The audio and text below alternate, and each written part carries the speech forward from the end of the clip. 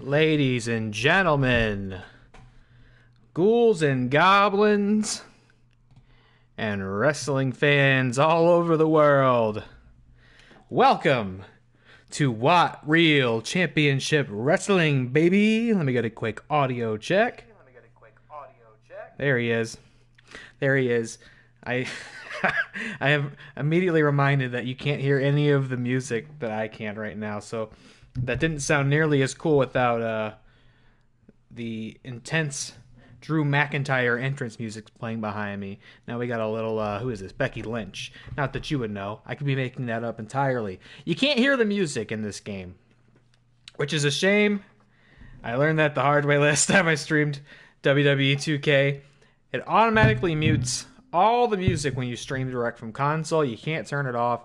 I guess they're looking out for the streamers out there, just making it impossible to get copyright claimed.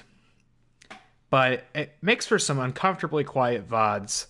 I actually edited in some Carl Casey Whitebed audio on the last one. Great royalty-free, like synthwave music. It's music I would use even if it wasn't royalty-free. Did the Really Scared theme song, if you know that little ditty. But I think it was a little too loud in some parts of the VOD. But oh well. Anyway, enough about that. Let's talk about tonight.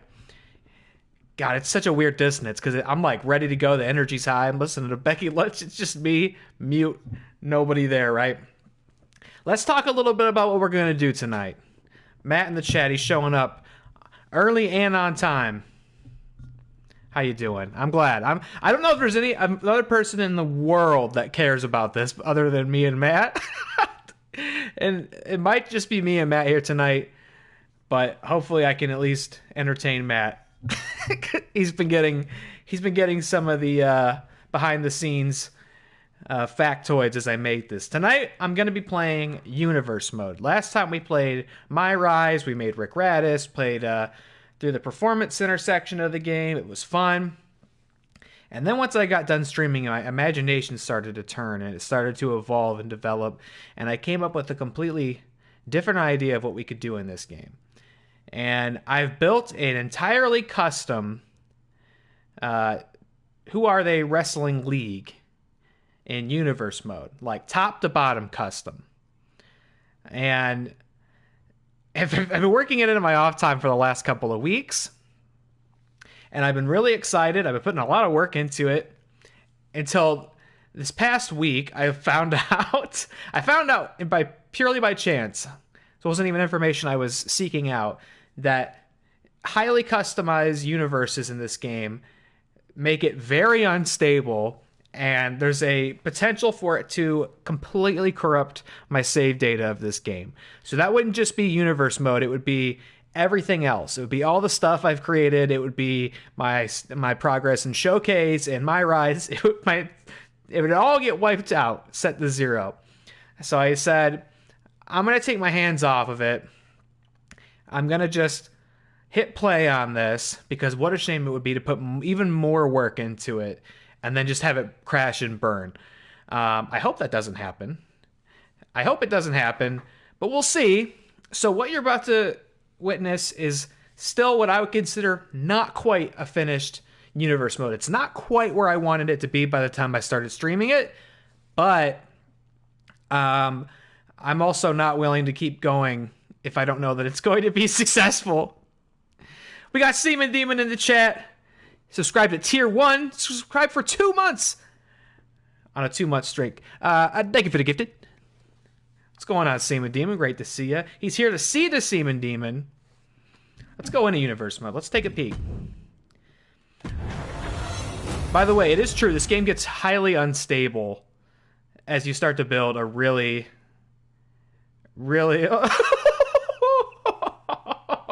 Oh, you get a little sneak peek right from the onset. Who's that?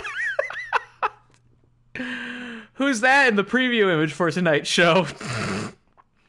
Could that be Jack Black? Jack Black is Nacho Libre? So, well, I'm not going to show you too much behind the curtain. In fact, I'm not going to show you anything behind the curtain because I want it all to be a surprise. But to kind of give you an idea of how this is going to run. I've got a custom roster, custom championships, custom arena, like top to bottom customized. We've got custom teams. There are some like interpersonal relationships you can set up. Like everybody's got allies and enemies and such. And so I'm not going to actually play any of these matches, at least not at first. We got Adam in the chat. Okay, people are showing up for the wrestling show. Welcome to WAT Championship Wrestling. Great to see you. How's it going, Adam? How we all feeling? I'm not going to actually play any of these wrestling matches, at least not at first, unless I'm really tempted. I'm going to just start the show, and when I do, we'll see what the first match is, and I'm just going to let it simulate, and we're just going to kind of watch it. We're going to watch the matches and just see what happens, because the game should start to create its own storylines. Like, there'll be rivalries, there'll be championship bouts, there'll be betrayals, there'll be new alliances, and I think the most fun thing I could do is just feed this game as much information as possible, and then hit go and just see what it decides to do with all that information. If it works, I think it's going to be really fun. If it crashes and burns, it's going to be a real shame. And I should say that too. I always give a little disclaimer with my streams that if it goes down unceremoniously, stick around. I'll be back in a minute. I always sign off before I end a stream. It's not intentional. I usually say that because I've been having some connection issues, though not so much lately. Tonight, I may not come back because the game could crash and it could delete all my save data, because what I've done to it is I've done some terrible things to this game, and it could actually like die at any moment. I'm hoping it won't. If we get to the end of the stream and it doesn't die, I'll probably keep working on it because I'll feel a little more safe. My plan tonight is we'll do 2 regular Who Are They shows and then a pay-per-view. I don't know how long that's going to take. We'll just find out together. Adam's having a chill day, drawing a Santa and a Krampus. Beautiful. 'Tis the season. Did you see a Violent Night yet? I'm not going to say more. I'm just going to click on tonight's show. And when I do, we'll see what the first match of the night is. I'm not going to go see what the others are. You guys ready? Let's see. What's up first?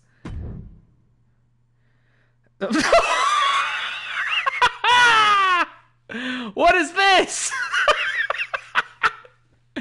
Okay, so we got one of the co-founders of the channel, Nick Malbach, over here. We got an intergender tag team match, it seems. Nick Malbach teaming up with, that's right, Florence Pugh, but not your grandma's Florence Pugh. Florence Pugh as Paige from Fighting With My Family. And then we have Walter White. And then we also have the much speculated about character, Becky the Wreck Raddus. Never made it to the big screen, not until tonight. Becky the Wreck Raddus is alive and well, and she is in this game. And she's actually the Who Are They Real Entertainment Women's Championship Women's Champion at this point in time. Maybe she's going to have a feud with Florence Pugh. I don't know. We're going to hit start the show. There's other matches. Oh, yeah, the theme song's playing, which is a happy song by Bring Me the Horizon. You can't hear it, but I can hear it. They got Bring Me the Horizon in this game. They got Turnstile in this game, Wu-Tang Clan, Poppy. Pretty good soundtrack. Nick looks good. Thank you. I'll say this. I think I captured everybody to some level. We're just looking at this red curtain. I'm actually really nervous about whether and if this is going to work. Because so far nothing's happening. I didn't want to try it on my own at all. Because I wanted to be able to experience fresh like you are. You think it might be broken? I might just be taking a really long time to load. Oh, no, here it comes fading. We're fading in. Yes! Bring Me the Horizon's playing right now. You just have to pretend you can hear it. Here's our custom theater. Welcome! Oh, Michael Cole's going to say it. As finally we will settle some scores. The WWE Universe is extremely excited. Oh, we're in Manchester. For WWE action. Tonight, Jolly old Manchester, innit? Pinnacle, the top of the mountain, or if you perish trying to capture your dream. Let's go! Oh, you get a little preview. Don't look at that. Don't look at that little preview. We're playing this. We're just playing this. No, I'm going to stay in the middle. Ready. I'm staying in the middle. I'm not playing favorites. I hope you didn't see those other matches, because I just wanted to all be a surprise. I didn't book these matches, mind you. The computer put all this together. Now, let me also add, I did not make all these characters. I also am anticipating very long load times throughout this whole experiment. I did not make all these characters. This game has a really, really dense and really impressive library of community-made creations. You can upload stuff and then download it to your game. That's what... so Florence Pugh I did not make, and Walter White I did not make. There are some true artists in the WWE community creations space. You'll see many of the things I found. Next Gen has like 5-second load times. Well, I don't doubt the load times are better in Next Gen. This is taking so long to load because of what I did to the game. If I was just playing a regular match, it would not take this long to load at all. But because you have 4 custom wrestlers wrestling on a custom arena on a custom show, the game has to reconcile a lot of things. A lot of things, okay? We're ready. I hope you guys are ready. We've got Nick Malbach and Florence Pugh versus Walter White and Becky the Wreck. This is the first ever match. I'm so nervous. This game could crash and burn at any time. So here's our theater. Oh, man. Oh, yeah, Nick Malbach is the team's one of the team's champions, by the way.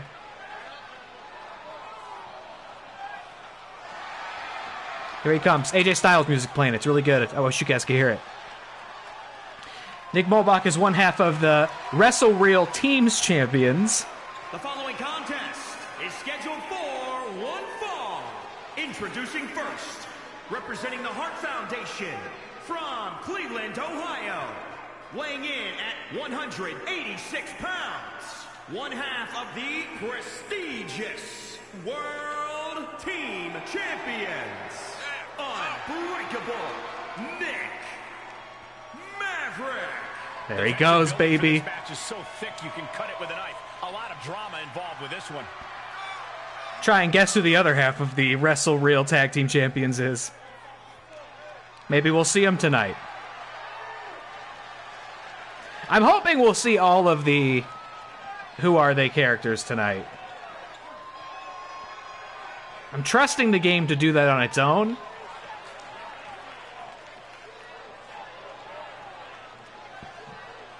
We'll watch everybody's entrances starting out here. If we keep streaming this, I will not make you watch everybody's entrances every time.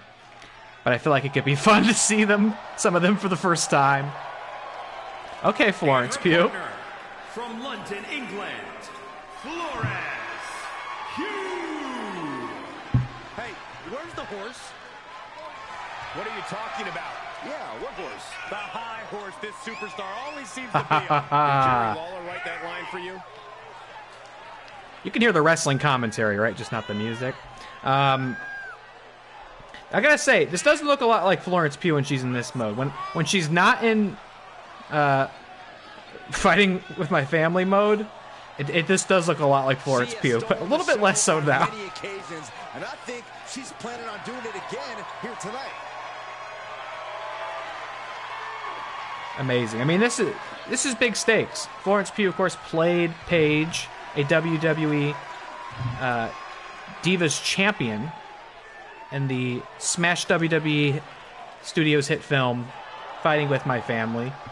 Appeared along such wrestling greats as The Rock, Sheamus, The Miz, and now this is a big opportunity for her because she herself, you talk about method acting, she's going to try and embody this character right here in the Who Are They ring. So this is a massive opportunity for her Yeah, now we're talking. Oh. I forgot. Representing the Bad Guys from Albuquerque, New Mexico, weighing in at 174 pounds, Walter White. You know, it takes a lot of work to be considered the most egotistical talent in WWE. What are you talking about, Cole? All I see here is a competitor with a healthy amount of self-confidence. That's because your ego is almost as big as theirs, Corey. Now, Walter White, first of all, coming in at a bit of a cruiserweight division weigh-in. That's interesting to note. Now, Heisenberg is somebody that people have wanted to see in a fighting game for a long time. There's been, ever since they announced Multiverses, people have been clamoring to see. Oh shit! He woke up. Oh my god! Making a statement in this match tonight, and will deliver it emphatically. People have been wanting to see Walter White throw hands in the virtual world for forever. So I would say, really, really smart to book him in the first match of the show, because that's going to get people hooked. It's going to say, we care about what you want to see. Now here comes another one of my creations. That's right, she is the Who Are They Women's Champion. She is the Rager's ex-wife, Becky the Wreck Rat.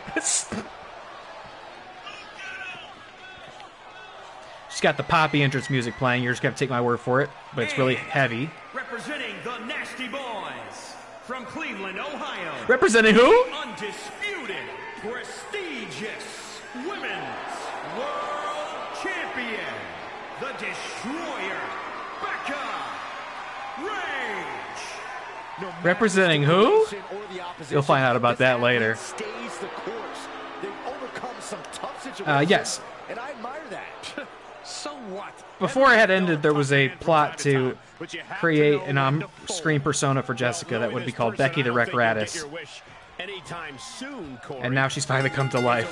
Oh, Nick coming right out the gate, full steam ahead, connecting with Heisenberg.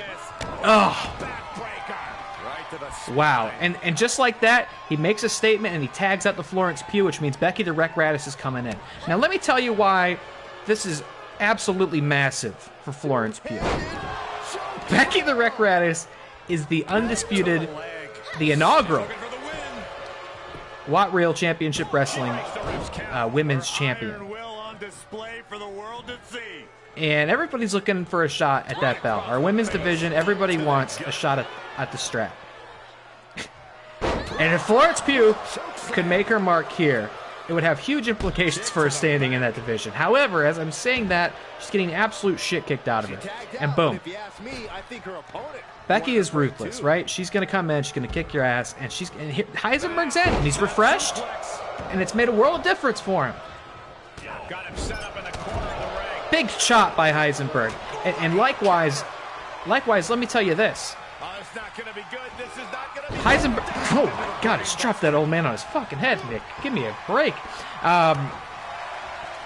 Heisenberg's in a teams match tonight, but he's also part of the teams division here at WAT Reel Championship Wrestling.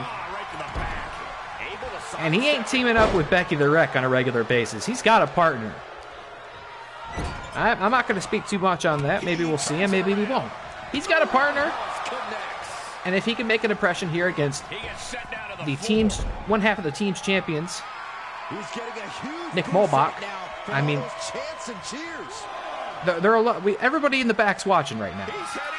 Now's the time to make an impression. This is the first ever match in WAT Reel Championship history. Oh! Massive double axe handle by Nick Molbach, coming all the way from Cleveland, Ohio, to Manchester, England.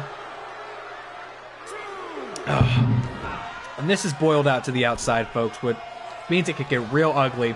He is truly feeling it right now. As well he should. Heisenberg is feeling it. He's, you know, and you would think it'd be hard to wrestle in a pork pie hat. Keep your glasses on the entire time. Interesting to note, he was wearing sunglasses on the way out, just wearing regular prescription now. And that's probably a smart move on Walter White's part. Sunglasses, yeah, they look a lot cooler, but then you can't see so well. Those lights are bright, but you don't want to obscure your vision, especially when you're in here against one half of the team's champions, Nick Mulbach. Big body slam. Big body slam. And what's going to be next for Heisenberg? What's the move? Hurricane! I mentioned it earlier. What? My goodness! I did not think that was going to be the end of the match right there, folks. Here are your winners. Case for one of the best teams around with that win. Walter White and Becky the Wreck Radis, the very first winners in WAT Reel Championship Wrestling history. Nobody can take that away from him. Yep, poor Nick. Body slammed in the middle of the ring. I don't know if that was Walter White's finishing move. I didn't perceive it as such. Now, you hate to see that because 2 stars on our first match in league history. So it didn't quite make the impression that I was hoping for, and apparently that's the same for the people at home. Ending it on a quick body slam in the middle of the ring, maybe I need to revise Nick Mulbach's stats. I actually think all the Who Are They characters I think are actually pretty OP. Becky the Wreck, certainly no exception. She is a fucking tank. All right, well, there you have it. Florence Pugh, not making the impression she hoped for today. On the flip side, Heisenberg might have made some big headroom in the team's division. We'll have to keep an eye on him as he and his partner, you'll learn more about him later, I hope, get closer to those purple belts. What's up next? Hopefully the game's got something better for us than that, because that was a... Oh my... That was an anticlimactic ending to our first match. Now here's another teams match. Okay, I was hoping maybe for some singles action, but we're still in the teams division, and it makes sense because we've got a lot of great teams, ladies and gentlemen. Now on the left here, they say blood is thicker than water. If anybody's gonna have the chemistry you're looking for, it's gonna be Logan and Jake Paul. And you might be wondering, why do I have Logan and Jake Paul in this game? Well, it's because Logan Paul is in this game. You see that he has a nice photograph, not these garish 3D models. Okay, I am a little concerned because this is okay. There's the loading bar. This game is pretty unstable. I'll let you know, and it has frozen on me a number of times. And it has crashed on me a number of times because of what I've done to it. So I'm very nervous. Is that fucking Dewey? Well, it is David Arquette. It is David Arquette. I'm glad you noticed. Another part of the community creations. Teaming up with Jimmy King. Jimmy King, played by Oliver Platt in the hit film Ready to Rumble, which of course also co-starred David Arquette. David Arquette now... You may underestimate him, but here's the thing. Here's the distinction between David Arquette and these other 3 men. David Arquette is, in fact, a former wrestling champion. He did indeed hold the WCW World Heavyweight Championship for a brief moment in time. Many people saw it as one of the, final death throes of WCW's history. But it is true. He did hold the big gold belt. Logan Paul, of course, experienced in the ring, just had a great match with Roman Reigns at Crown Jewel. Here we go. More teams action tonight. Oh, boy. So Logan Paul's an actual character in the game. He's not a custom character. And and as I was building out our teams division, I figured... contest is scheduled for one fall on the way to the Holy ring. fuck. At a combined weight of 391 pounds. Look at these guys. You are looking at a team that But I'm from Ohio, though, white boy. Every time they compete, but tonight might be their I best figured, and I was yet. correct in figuring that there would be a high-quality Jake Paul created wrestler. And so I downloaded him, and I put this team together. I thought it'd be funny to put Logan Paul in our league. And why settle for one when you could have both? It's a shame that Logan Paul doesn't have the holographic Charizard around his neck, as he did in reality. He appears to just have a Logan Paul card around his neck. I don't think those carry the same resale value. The WWE Universe on their feet. Oh yeah, they're facing. So these are two established teams right here. These are two established teams. Oh, here we go. The music's fantastic. I wish you guys could hear it. It's so heavy. I think this was King Corbin's music. So we do indeed have David Arquette teaming up with Jimmy King, played by Oliver Platt. And these guys go way back. These guys have more well, probably not more history than Logan and Jake Paul have with each other. They are brothers, but maybe as close as you can get. These guys have been on the warpath since, I don't know. When did Ready to Rumble come out? 2001? Let's see. Ready to Rumble. 2000. Oh man, the music is fucking awesome. I wish you could hear the music. That's such a goddamn shame that it mutes it. Now these guys look fantastic. It's got to be said. I feel really good about their odds. Obviously, a bit older than their competition.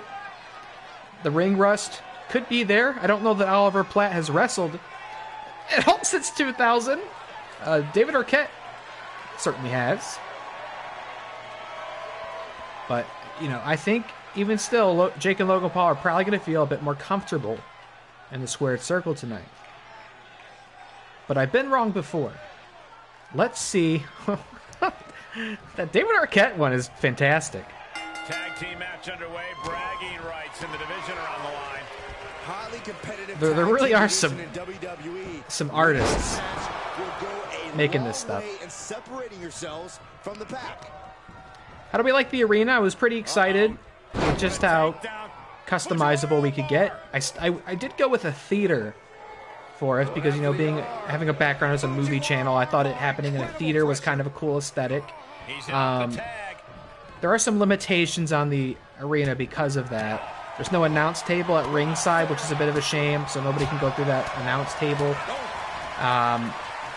And there's less to explore outside the ring in this theater setup. But if we keep doing this, we could get a bit experimental with our pay-per-view arenas, I believe. All right, David Arquette tagging out, and Logan Paul, you know, being the most experienced, perhaps the most experienced wrestler in the ring right now, certainly the most fresh wrestler in the ring right now, having competed in genuine WWE pay-per-views, on the ground. And Jimmy King and David Arquette are playing it smart. Tagging in, tagging out, staying fresh, and putting the pressure on Logan. And if they can keep this up, we might not even see Jake Paul in the ring. And that's probably something a lot of people will be happy about. Most of all, Jimmy King and David Arquette. Oh, but he's got the tag, and David better get on him because Logan's going to the corner, and Jake's tagged in. That's the thing about this. You can't give your opponent an inch because they will take several. And they will get across the ring, and they will tag out. And you can see the momentum shift with Jake Paul, white boy from Ohio. You got several white boys from Ohio in this league, matter of fact. The ropes become a competitor's best friend in desperate moments like that one. Paul, he's on him. David Arquette's going to have to reach deep inside himself and maybe should consider yeah, I said it. He was thinking it, and that's why he's doing that, and that's why I'm doing this. Because he is in the corner. Oh. Big avalanche maneuver. Oh, David, you gotta be careful. Can't get too cocky, but he's going for the pin. Mere one count. Nope, it's not going to end like that. Not that quickly. And thank goodness for it, because we need a little bit more. We need a little bit more. I hate to say it, but our buddy Nick Molbach fell a bit short in the opening match. I'll get over it eventually, but man, that was not what I wanted to see from my friend. I know I'm not supposed to play favorites. Oliver Platt going for the pin. Nope. Getting that shoulder up seemed to be pretty easy. Oh, he just punched him right in the back of the fucking head. And, you know, Jake obviously with a background in boxing, but I don't know how often he's gotten... Good God, Oliver Platt! And the theater seems to hate it. The theater does not seem to be a fan of Jimmy King. A resounding boos. No time for that. Oh! Big German into the lariat. Big move for Jake. Obviously, he's been training with his brother behind the scenes. And he's going for it. Oh. You said it, Corey Graves. The 2 count, that was close. And we might be seeing a finishing maneuver here. Never mind. Jake Paul does have one. So, let's be cognizant of that. Apparently, Jake, not too concerned about it, though. He's got a finisher stored up, but he's tagging out and letting Logan get back in the ring. He's letting Logan get himself a piece of the king. And when you come at the king, you know what they say. You best not miss. And he's not missing. Spiking him with a big DDT and going for the cover. But it's going to take more than that to defeat a seasoned vet like Jimmy King. I went back and forth on putting Jimmy King in the game because I wasn't sure anybody would know who the fuck that is. And I don't know if any of you watching know who that is, but if you've seen... Oh, look at them. 3 Amigos. 3 Amigos suplexes, a personal favorite of mine. Oh, I thought that might have been it. And the confidence that David Arquette showed by not coming in to break up that in fear of a 3 count. Okay, now this is dangerous. Jake and Logan each have a finisher stored. Jake's coming in for the kill. He smells the blood. And this might not have a pleasant ending. Oh, but a big comeback. But a big comeback for the man who received 3rd billing and ready to rumble. Right after David Arquette and Scott Kahn. Speaking of which, tag out to David Arquette. Now here's a man who's having a bit of a resurgence lately. Oh my God! And that resurgence may be over with an amazing sit-out powerbomb. Jimmy's not coming to... Oh my goodness. Now this is what we come here to see.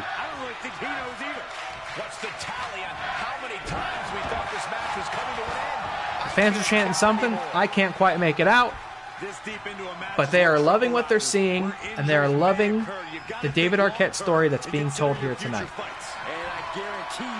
Logan Paul showing off. I know Arquette's down, but you can't do that against the former world champion. You got to stay on him. I'm going to break for a little bit of Christmas ale. Here we go.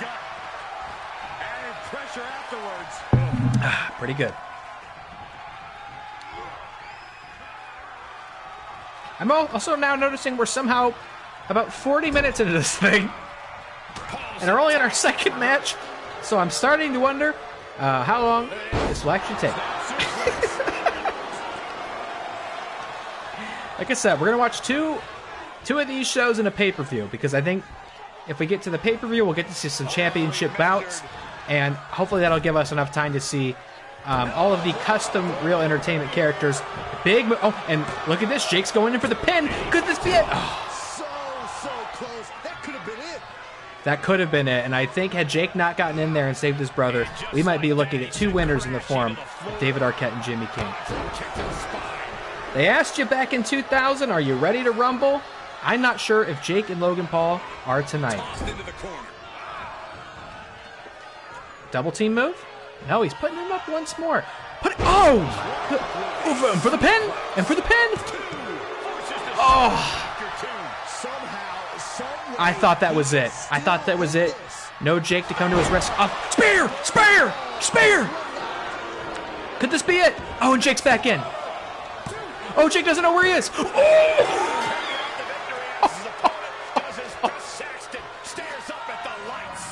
And this is why it's so valuable to have experience in this ring. I underestimated these vets, but Jake came in there and he didn't know what direction to go in. And these two really do make the perfect pair. They do make the perfect pair. Sports entertainment. This is a duo that really practice their teamwork. Ain't that the truth? You know what? I doubted these guys. I thought maybe they were too far over the hill against 2 young bucks like the Logan brothers. Proven sorely wrong. Look at that. They're showing off, and they have every right to, ladies and gentlemen. Oh, wow. That was a fantastic match. A great one, even. 3.5 stars, if I had to quantify it in any way. And that's, again, big stake. Every match counts so much right now. Being our first show, getting these inaugural wins is just huge. The momentum you can kick up for yourself. I can't oversell how important it is to get these early victories in here on WAT Reel Championship Wrestling. Let's see what is up next. Who have they got for us now? Oh, wow. I'm so glad I don't know what these matches are. Now, okay, once again, I'm going to say 3 tag team matches in a row. Wouldn't have been how I booked this, if I'm being honest. A lot of tag team matches. I think I can actually tweak how it starts to book these shows. I need to play around with that a little bit more. But I think I could restrain the tag team matches because, I don't know. Teddy Long must have programmed this game because we're getting a lot of tag team matches tonight. But that's okay. You know what? Starting off, because this means you're going to get to see as many of our competitors as possible. Matt called out the one. I wasn't sure if anybody was going to get this one. He said, "Is that the principal from Billy Madison?" Yes, that is in fact the principal, a.k.a. the revolting blob from Billy Madison. And let's not ignore his teammate on the left there, because it's a Happy Madison bunch here. That is Captain Insano from The Waterboy, of course, played by wrestling legend Paul White, perhaps more well known as The Big Show. We've got Captain Insano and Revolting Blob, 2 Happy Madison professional wrestlers. Of course, I think their opposition needs no introduction if you're following this stream. If you watch the games I play on here, that is, of course, a father and son duo. Kratos, the Spartan god of war, fighting side by side by his wonderfully kind-hearted son Atreus. I told you on Twitter, I said, we're not playing God of War tonight, as much as I love to play the game, but fear not, you may in fact get to see these two, and I wasn't lying. The Revolting Blob and Captain Insano teaming up to take on Kratos and Atreus right here on WAT Reel Championship Wrestling. You're Insano? I am a little bit. This roster's all over the goddamn place, you'll find. Now, these are two established teams as well. Just like Jimmy King and David Arquette. These are 2 established teams who are here to make a name for themselves, who are chasing those teams' championships. Oh, they look amazing. I didn't make these, by the way. Here's one of the craziest things about the community creations in this game. The following contest is scheduled for one fall. These guys rule. Got the Samoa Joe theme playing right now. Weight of 829 pounds. 829 pounds. Wow. The feeling, the electricity in the arena right now is unlike anything I've ever felt in quite some time. This match is going to be good. It's going to be good. You know it's going to be good because they're both wearing capes, and that says, they're very... It says unity. It says synergy. They're on the same page here tonight, folks. Here's the crazy thing that I kept having happen on... When I would look up wrestlers in the community creations, a lot of times I would do so thinking, there's no way this guy's in here. Captain Insano and the Revolting Blob, both those kinds of guys. Kratos and Atreus, I wasn't that surprised were in there. I was pretty surprised that not only were the Revolting Blob and Captain Insano in there were multiple versions of them. Oh boy, look at this. Now you want to talk experience. I barely need to with these guys. Also, we got the wonderful Drew McIntyre theme song playing right now in the background. You gotta take my word for it, but it really goes well with these two. And their opponents, at a combined weight of 438 pounds, the Family. The tag team division here is never And that's what it's all about at the end of the day. Family. Look at that. Look at that pose. They're amazing. I don't need to tell you how dangerous these two are together because you've seen it time and time again when I streamed God of War on this channel. You know, it was a long road to get as compatible as they did, to work together like a team, like a family, but they got there. And we know the road they've had to travel to achieve that. And so, you know, if I had to, you know, again, I have to be an unbiased third party here, but if I was going to put my money down, I don't know if there is a team in this league that could beat these two.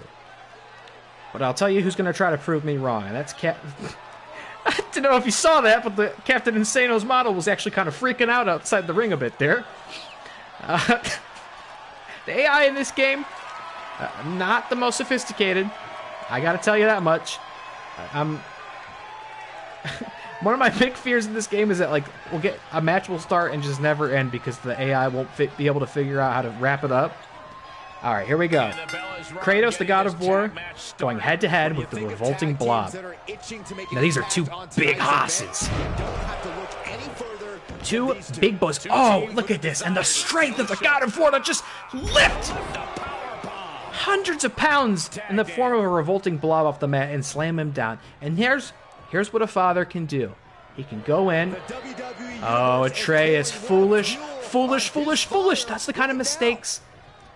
That's the kind of mistakes that a young man makes, and his father has to correct him. Hey kids, here's what Kratos did. He offered up the blob on a silver platter. He said, Atreus, go in there and show me what you can do. Kid got cocky, and now he's being broken in half by the Revolting Blob, who I believe is in some quadrant of the multiverse. Big boot to the face. Some quadrant of the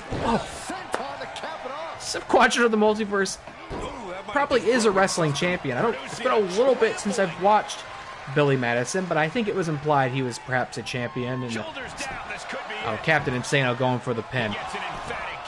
I know Captain Insano is a big boy, but you're gonna have to do more than just put your weight on Atreus, who is, by the way, a child. Let's be clear here.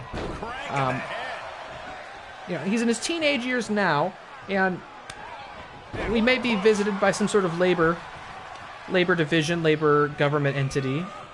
There's a man in the audience who seems to have his hands stuck together. If you're seeing that, he's in a teal shirt in the second row. Perhaps we get EMTs to check on him. He seems to be frozen in place. Matter of fact, I think a lot of people out there seem to be frozen in place. He's the most concerning, though. His hands up there. That can't be comfortable. This game is falling apart. This game is held together with glue and paper clips, ladies and gentlemen. The crowd is frozen in anticipation of what will happen. And what will happen is a huge double nut buster straight from Kratos there to Captain Insano. Blob sucked and accidentally killed a man. Oh, okay. He accidentally killed a man. Well, it's probably for the best then that he's on the apron and Captain Insano is the legal man now, because it's tough to kill a god, but Kratos has proved it's possible.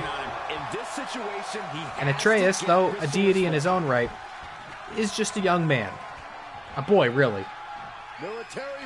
Wow! And I never saw anybody lift Kratos above their head like that. I've seen him die a number of ways through every fault of my own. Wow, what a maneuver. What a maneuver. Guy in the second row, teal t-shirt, still hasn't put his hands down, getting really concerned. But I gotta keep my eyes on the action here because it's turned around already, and Kratos tags out to Atreus. Now, Atreus, keep your eyes on the prize. I don't know if you could hear it, but Kratos had whispered in his ear in passing, keep your eyes on the prize. And even that being said, that the Revolting Blob has turned Atreus into a human Ottoman. You hate to see that. He's going for the big pen, but I don't think it's it. A 1 count. Nope. Kicking out there really has to make his opponent question his game plan. But you know what? Revolting Blob not learning from his own Atreus' mistakes there. Got a little cocky, taking a couple kicks to the midsection. Kratos back in. Now here's where it starts to heat up. Fireman's carry. Where's he taking him? No. Oh my God is my witness, and there are 2 of them wrestling tonight. That man is broken in half. The Blob has been destroyed with that massive power bomb to the outside. My goodness. Now Kratos has to be careful out there. He can't get too carried away. You cannot win a match. Well, you can win a match by count out, but not if you both get counted out. Big elbow to the solar plexus of the revolting blob there.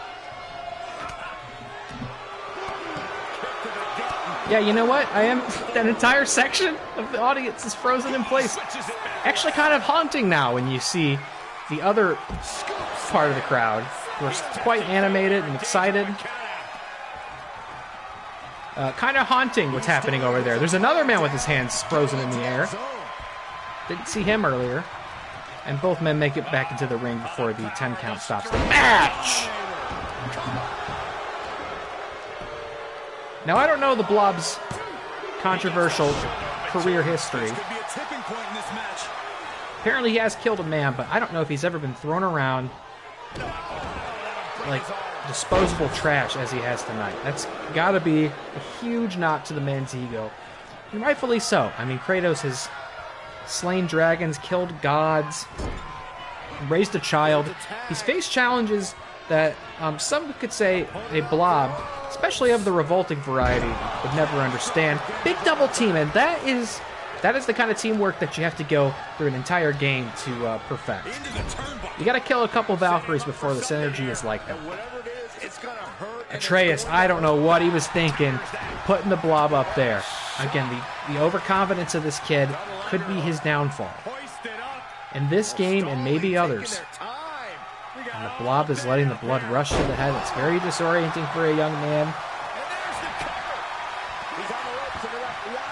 And it probably comes as no surprise to read in the chat that the revolting Blob sat on a guy and suffocated him.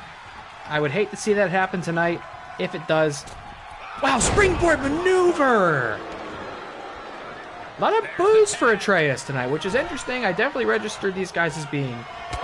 Spear! Is that it? He's stunned. The captain's stunned. Oh. Close, but not quite.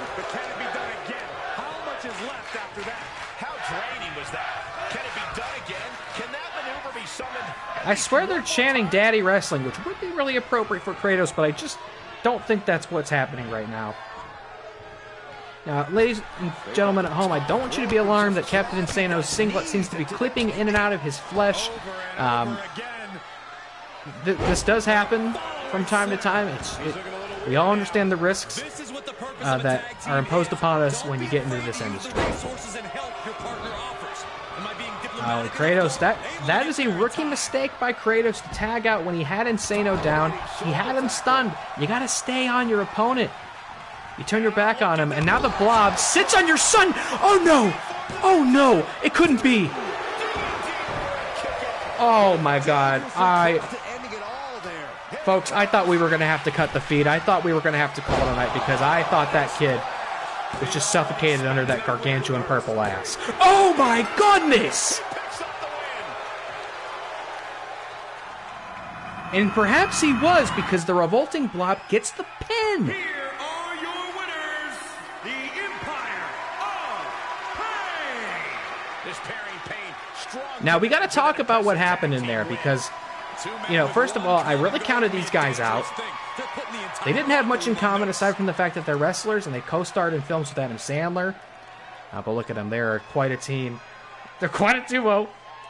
We got to talk about what happened there, though, and I don't want to discount the victory these two have just scored in a 3.5 star. Great match, fellas. Congratulations. But I couldn't help but notice that even after having hit his finisher, having suffocated Atreus there in the ring under his gargantuan figure, his own father, Kratos, did not come between the ropes to break up the pin. And I have to think this might be what we were talking about earlier, that some lessons have to be learned the hard way. I think Kratos let Atreus eat that pin as punishment for his tomfoolery and his enlarged ego earlier in the ring. You gotta think and you gotta hope Atreus will take the next one more seriously. And I do not want to be backstage when he gets that father-son talk tonight. Let's see what's up next.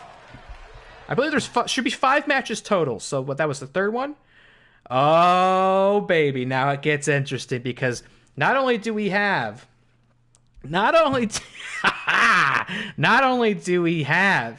a Who Are They Real Entertainment original on the screen right now, but ladies and gentlemen, let me introduce you to, he said, what the fuck in chat? Let me introduce you to our inaugural WAT Reel Championship Wrestling, champion of the world, the master, Matt Thomas.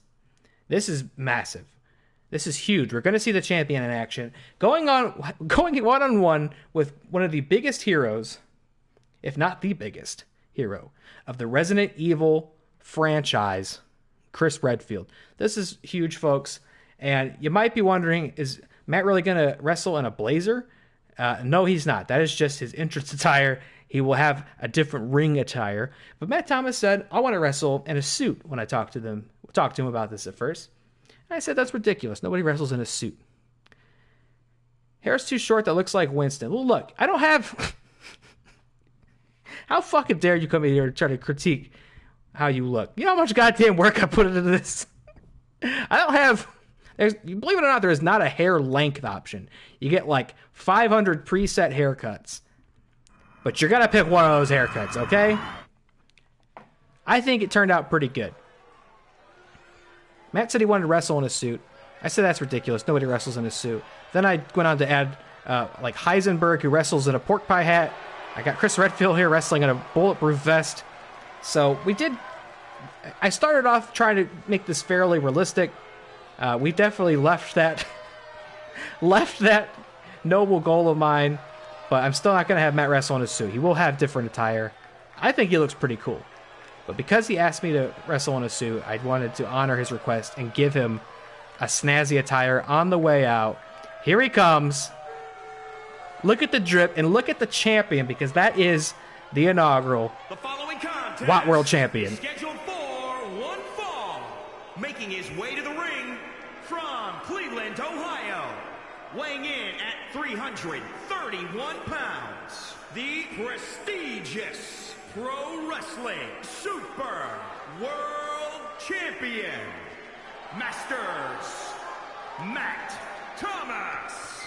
There he is, folks. The superstar thinks a little too much of themselves with the champion. The champ is here. Serious contender for any title. They need to loosen up, have a little fun. Matt says he's only 310. Look, again, I got to work with what I can, okay? Also, your shirt collar's kind of freaking out up there. I don't know what's going on with some of the polygons there. How do you like the belt? I think it turned out pretty cool myself. I'm pretty proud of that belt. I don't know how much you weigh, and the weight was just tied to your height. I made you pretty tall. You actually can't decide those two things independently of each other. There he goes, and the Roman Reigns music is playing in the background, by the way, which I think is maybe the best entrance music in wrestling today. So I did you a huge favor by giving you that music. Thought it was appropriate for the persona This guy lives to compete, so we're presenting here. A very intimidating, difficult to beat champion, which historically on this channel is exactly what the Master Matt Thomas is. And he is our world champion. Let's check the ring attire. Whoa, there he is. Who's he going to? Oh, Chris Redfield. That's who it was. And his opponent from the United States of America, weighing in at 266 pounds, Chris. You're looking for someone who's Chris, we'll just leave it at that. Is good for their word. This is who you're looking for. The only word this person's good for is doormat. It's written right in their face. Now, Chris Redfield, again, you could probably guess, not my own creation. Found him in the community creations. Pretty good. I knew I wanted to get a Resident Evil character in here. I played a lot of Resident Evil on the stream, but Ethan Winters, here's the thing about Ethan Winters. Nobody really knows what he looks like because Capcom doesn't want you to see his face for some reason. So I thought I'd go more traditional. Chris Redfield does feature in Resident Evil Village, and he's just more of a classic character and somebody you'd expect to see in the squared circle. And that's exactly where he is tonight. Superstars on the roster. Wow. Big way to get started against the world champion. Holy shit, he's all over the Master tonight. Wow! I don't know what Chris's stats look like. I didn't set him personally. He could be a little OP. And if he is, if anybody's too OP, I might investigate that for the next stream. A 2 count already against the champion. Now we talk about opportunities, folks. let's talk about this one, because Chris Redfield is here, fired up and ready to go against the champion of this league. I don't think Matt Thomas has got a single lick of offense in all night, which is very unusual for our champion. In fact, I'm starting to wonder if this is not maybe personal to Chris Redfield, because he's staying steady and ferocious. Chris is a 99. He's going absolutely nuts. Now, Matt, your stats are nothing to ignore. I'd say you clocked in. You're definitely in the 90s. So I don't know what's happening here. But Chris is fighting like a man possessed. I'm actually uncomfortable watching this. And maybe he is torturing you. I mean, like, look, Chris Redfield is a national hero. He's fought all sorts of zombies and bioweapons and werewolves and all sorts of abominations across the globe, and he always comes home. So I shouldn't be surprised that he's putting up such an offense. It doesn't think I'm playing, does it? I think sure. No, it wouldn't, because it would be showing the button commands and stuff. I don't know what's happening here, but Matt Thomas is not putting up a fight. I don't know if he's having a bad day, or if maybe Chris Redfield just realizes the opportunity that's been laid before him. There we go, finally. Look alive. Look alive, Matt. Look alive, and let's stay on him. Let's stay on him. Don't let him catch his breath, because my God, if he does, he'll be punching you like a boulder in a volcano. Big body slam. That's as far as we can understand. Matt, what are you doing? I wouldn't show off quite yet.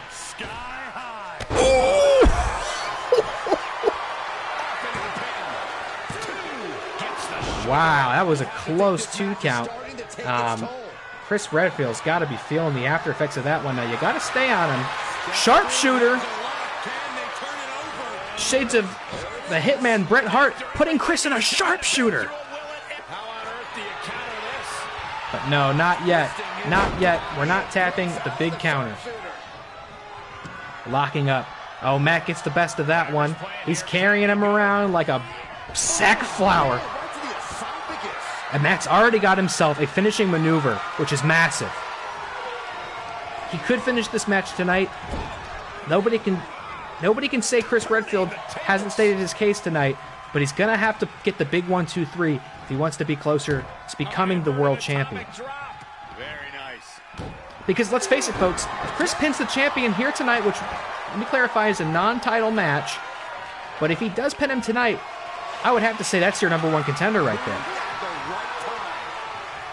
We got Ramstein in the chat. What's going on, Ram?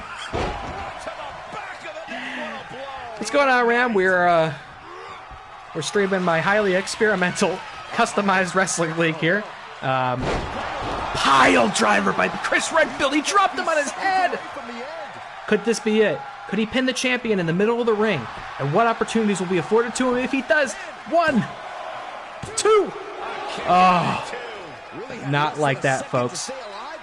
Not so easily. Don't count him out yet. Matt Thomas is not the champion for nothing. And you hear the fans. They're chanting, "Fight forever." They loved this. This is the kind of one-on-one action they've been craving all damn night. How you doing, Ram? He's got the frogs waving at me. We killed a lot of frogs on the last stream. Should be a fairly frog-friendly stream tonight. No frogs on the roster, at least not yet. Maybe one day. Maybe that could add the Loveland Frog to the roster. I know Connor would love to see that. Connor, if you're out there, I'm sorry we haven't seen you yet. I'm hoping within tonight's itinerary we will get to see the Seaman Demon enter the squared circle.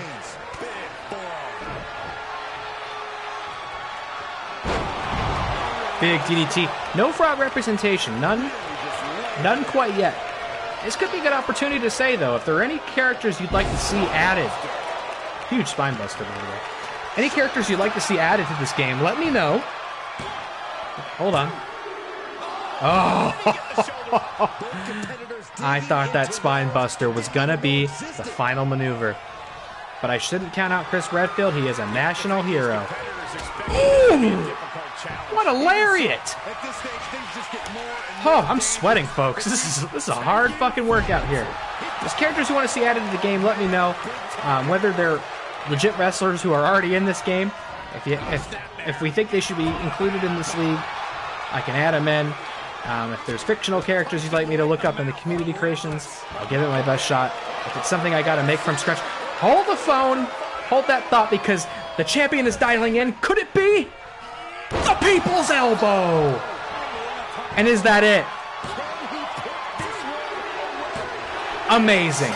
Amazing. Ladies and gentlemen, that is why he is the champion. To have come up against the fierce, relentless offense that Chris Redfield was offering at the top of this match, to somehow rebound, bounce back, and come out the victor. It's no coincidence that a fighter this polished, a champion this indomitable, would have the belt around his waist. And he's putting his fists up high, and we got to get a medic in here to look at Chris Redfield, because I don't know if he'll ever be the same again. Somebody fast track a new game for that guy, because I don't know if he belongs in this one. 4 stars. 4 stars. The greatest match we've seen thus far. Amazing, they said. Amazing. Ram wants to see the rabbit from Liminal. You know what? I have no fucking... First of all, got a feeling that's one I'll have to make from scratch. Second of all, I have no fucking clue on how I would achieve that, but I'm not saying I would be opposed to taking the challenge. I might need you to send me some high-quality pictures of the rabbit to pull it off. Maybe I could import some images and try it out. But that would be a hell of an addition. By the way, do you see that wacky inflatable waving arm tube man back there by the entrance? I thought that was a nice touch. I put him there myself. Matt wants to see Winston Marshall. Maybe. Here's my thing on Schmodown people. The Rager's in this because I'm the Rager. So that, it makes sense to put me in there because I'm me. Schmodown people, my policy is... Oh, Matt says he has Winston's approval already. Okay. Because that was going to be kind of my point, is if somebody from the Schmodown asks, like, if Brother Lomas comes in this chat and goes, put me in this game. Fucking of course I'm going to put him in this game. If Paige Trabetti comes in here, says, I want to wrestle for the Women's Championship, I'm going to make Paige Trabetti in this game. But, considering all the work I've put into this already, I'm not going to go to them. They got to come to me. You know what I mean? And also, I feel like it's a really weird thing to, like, make people without their consent. You know what I'm saying? Like real people. If Schmodown players see the stream or see the YouTube video and they're like, I want to see me in that ring, I will make them so quick they'll be on the next stream. Absolutely. But if I go down that road on my own and just start making Schmodown people, the entire league is going to be Schmodown people. And that's not really the goal. You know what I mean? Anyway, Winston Marshall and the rabbit from Liminal. 2 peas in a pod. I'll investigate both those options. What's next? I mean, God, that should have been our main event for all my money. Oh! No, this is our main event. No, this is our main event, actually. A fatal four-way. A fatal four-way.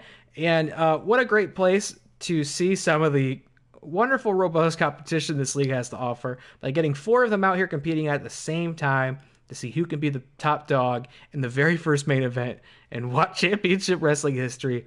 Let's go down the line and see who we have here. We, of course, got what many consider to be the greatest basketball player of all time, star of Space Jam 2. That would, of course, be LeBron James. LeBron James is...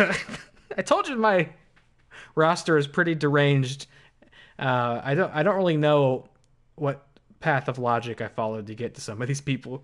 LeBron James, and of course we've got a cinematic wrestling legend in the form of Nacho Libre.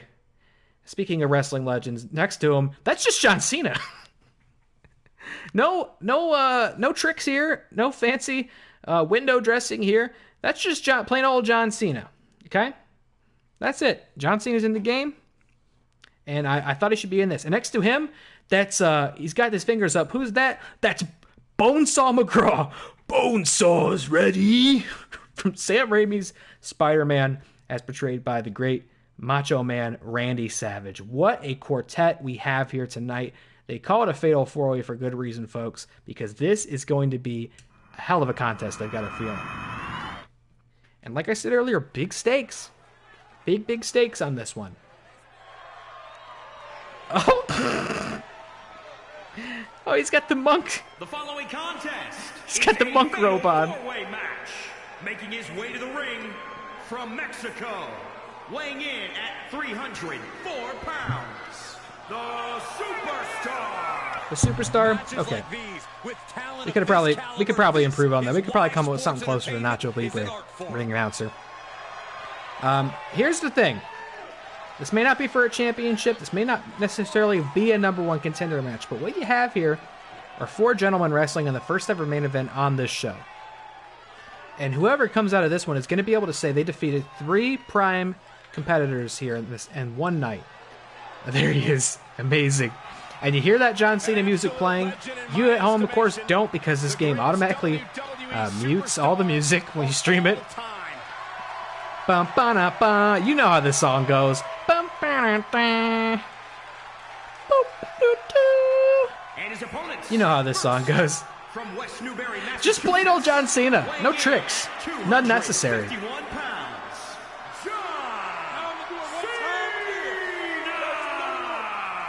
Now, John Cena has the distinct advantage of being an in-game character designed by a game studio, whereas all these other characters were designed by one guy somewhere. Now, I will tell you this. My initial intention was to put Peacemaker on the roster, because something you can do is take these in-game models, which are obviously much more detailed than the custom ones you can make, and you can actually edit the in-game models. So you can make a really well-detailed Peacemaker.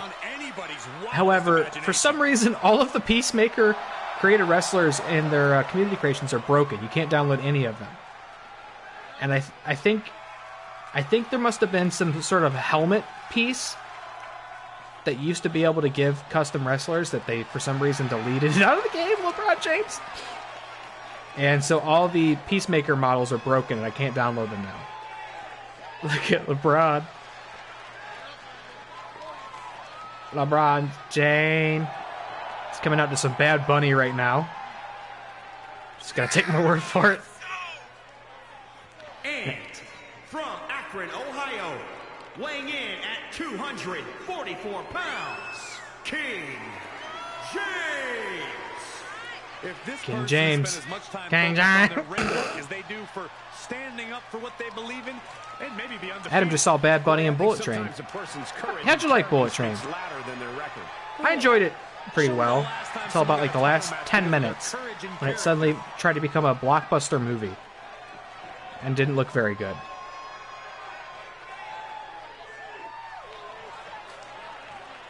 I liked it a lot. I thought it was pretty good. It's like a good, I would say, a good blend of like a Guy Ritchie movie. Pretty obvious like Tarantino dialogue influence. Oh, there you go. You said it yourself. It was the best Guy Ritchie film that David Lynch has made in the past 15 years. I thought it was pretty good. Fun crime plot.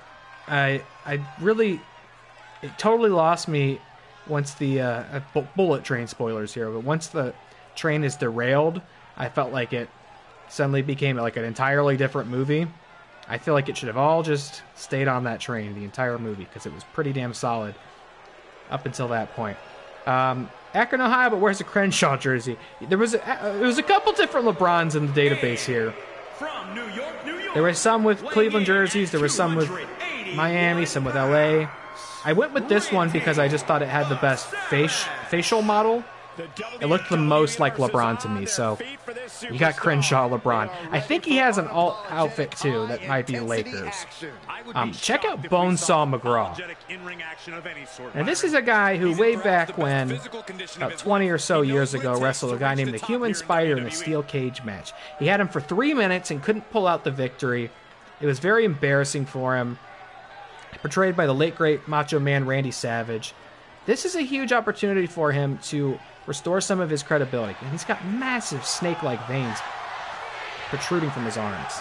Look at that. Look at this.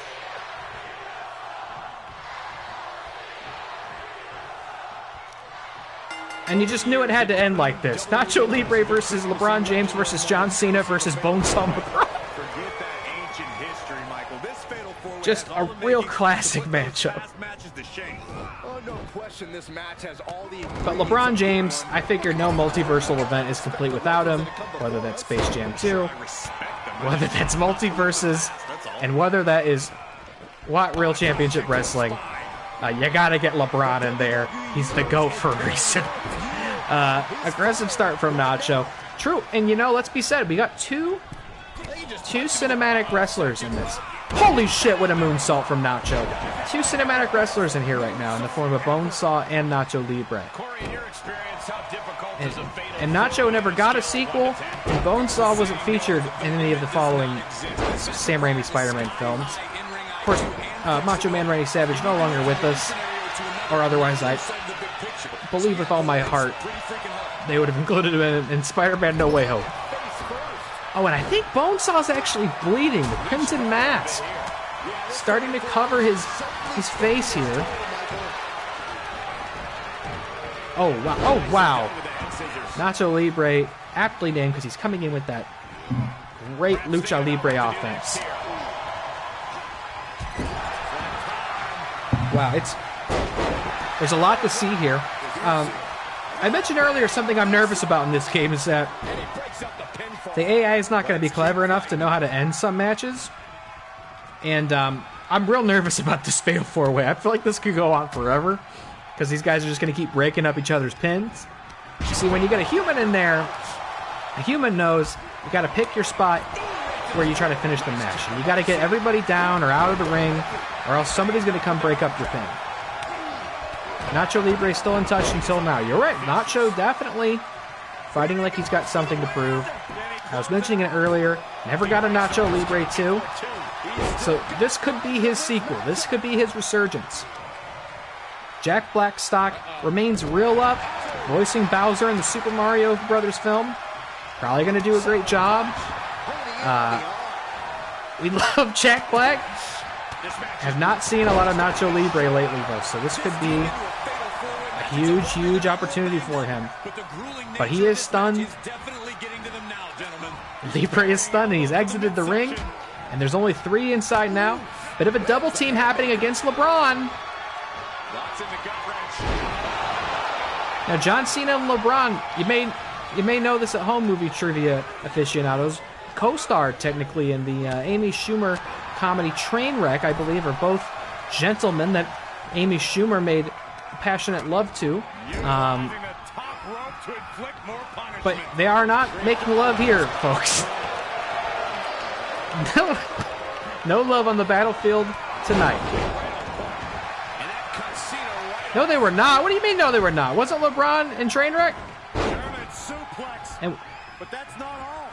Oh, they were not both making love to Amy Schumer, is what you're saying, perhaps. Maybe I messed up the characterization, but they were both in it.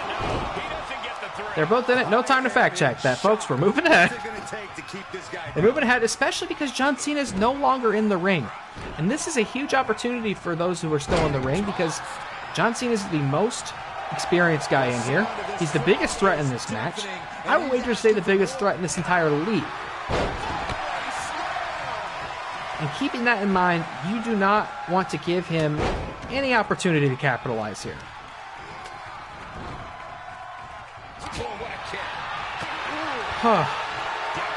Jablinski Games on here.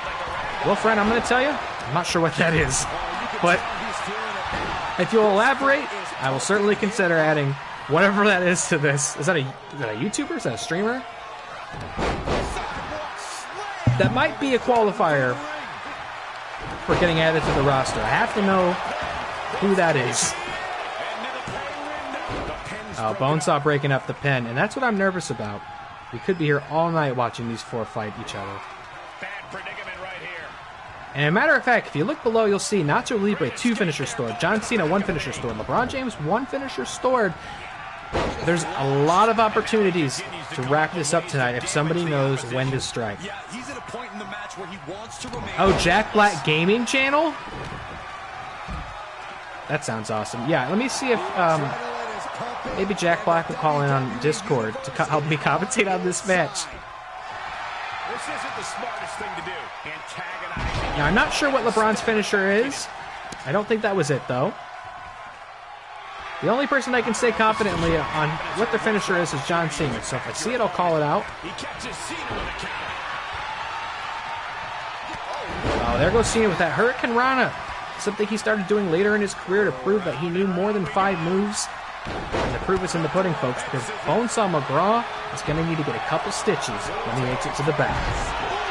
Nice close-up on the ref's ass there. We missed the move, and oh, I think Bonesaw's going for the cover, but he doesn't realize that Nacho's right there to break it up. It's not going to work.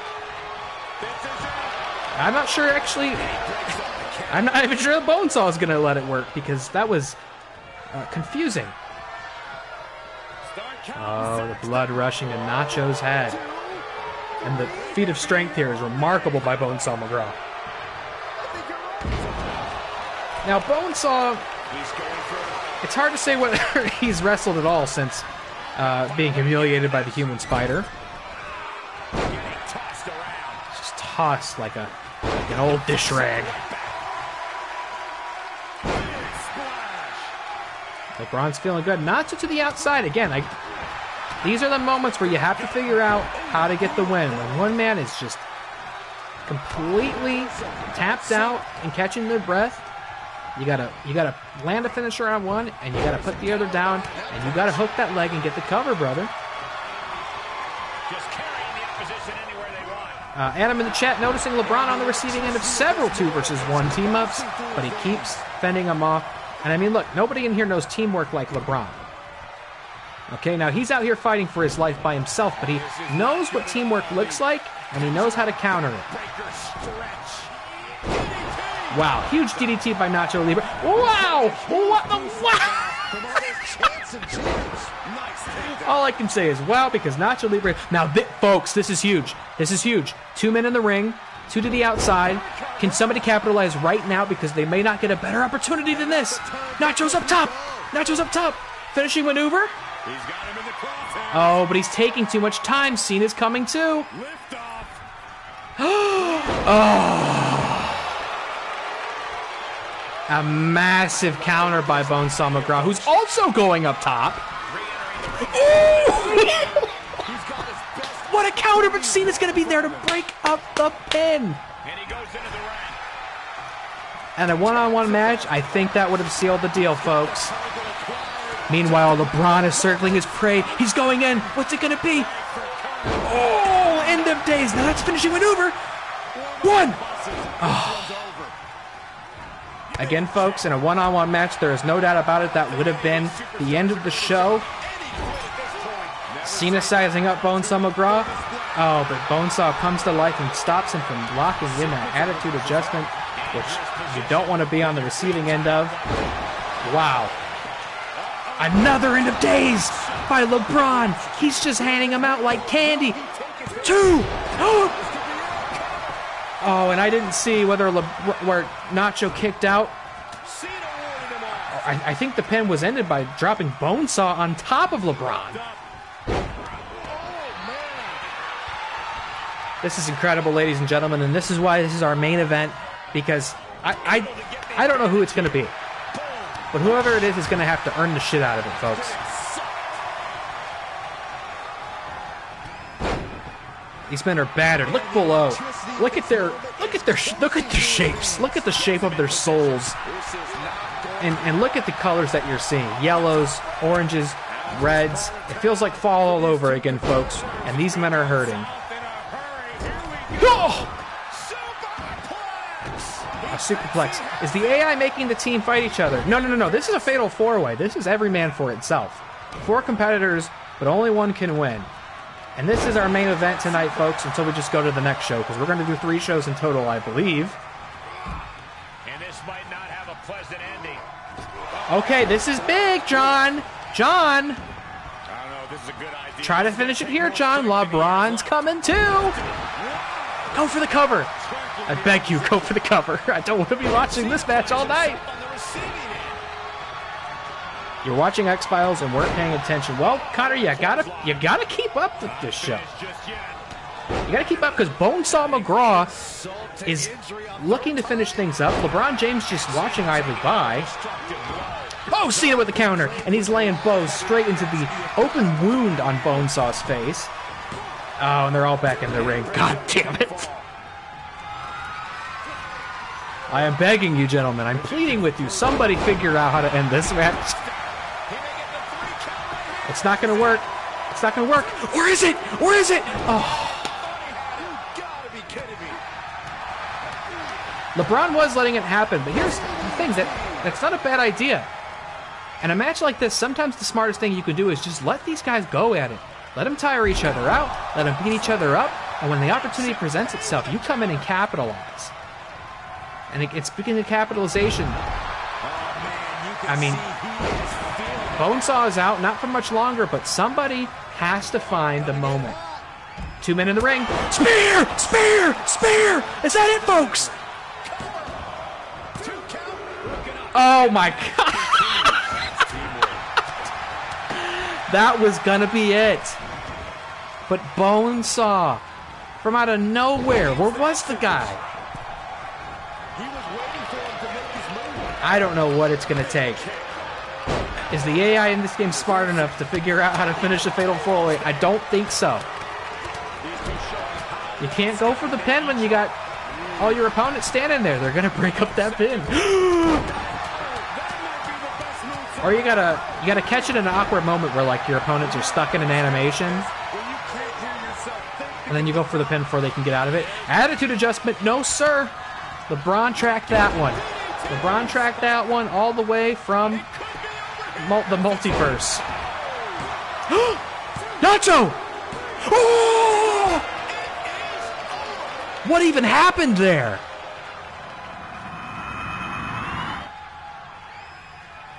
What even happened there, Nacho? What an amazing match, especially for our winner. Wow, folks. I mean, In this fatal four-way. again, we talk about stakes. We talk about things to prove. Had a shot at winning this match. After a 4.5 instant classic like that, to be the man standing at the end with your fist raised high and a W in the record books, what could be bigger than this? It's not all about championships, and I'm sorry to keep going back to that line, but how do you look at a match like that and not think, when is Nacho Libre getting a shot at the gold? After having seen the spectacle that Matt Thomas put on against Chris Redfield, defending, fighting for his life here in the ring, and you see Nacho Libre, who overcomes 3 fantastic competitors, by the way. Let's consider who he just beat.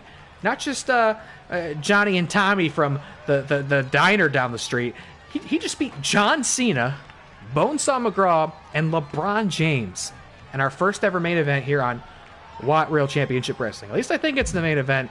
It says next. I don't know what's going to happen when I hit next. I hope there's not another match on this show. I'm ready to go to the next show. I'm ready to see what else we got. Nacho Libre, your very first main event winner. Okay, yes, we're back. We're at the next show. We're full steam ahead. We're to the next show. We're going to start the show here, and you see who we've got here first. Returning team in the form of the Revolting Blob and Captain Insano. We just saw get a very impressive win over Kratos and Atreus in the last show.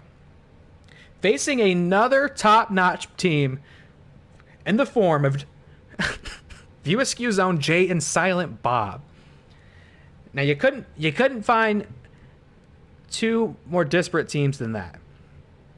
I think this is going to be a great way to open up this event. And after this, we should be at our pay-per-view. So within the span of this show, we could get an idea of what to expect at the pay-per-view. And when we get to the pay-per-view, we're going to be seeing championship defenses, baby. At least I hope so. I'm giving this game a lot of... Don't mind, we got to really sit at this red curtain and just really think about things and reflect on what we've seen, because it's a really long load time.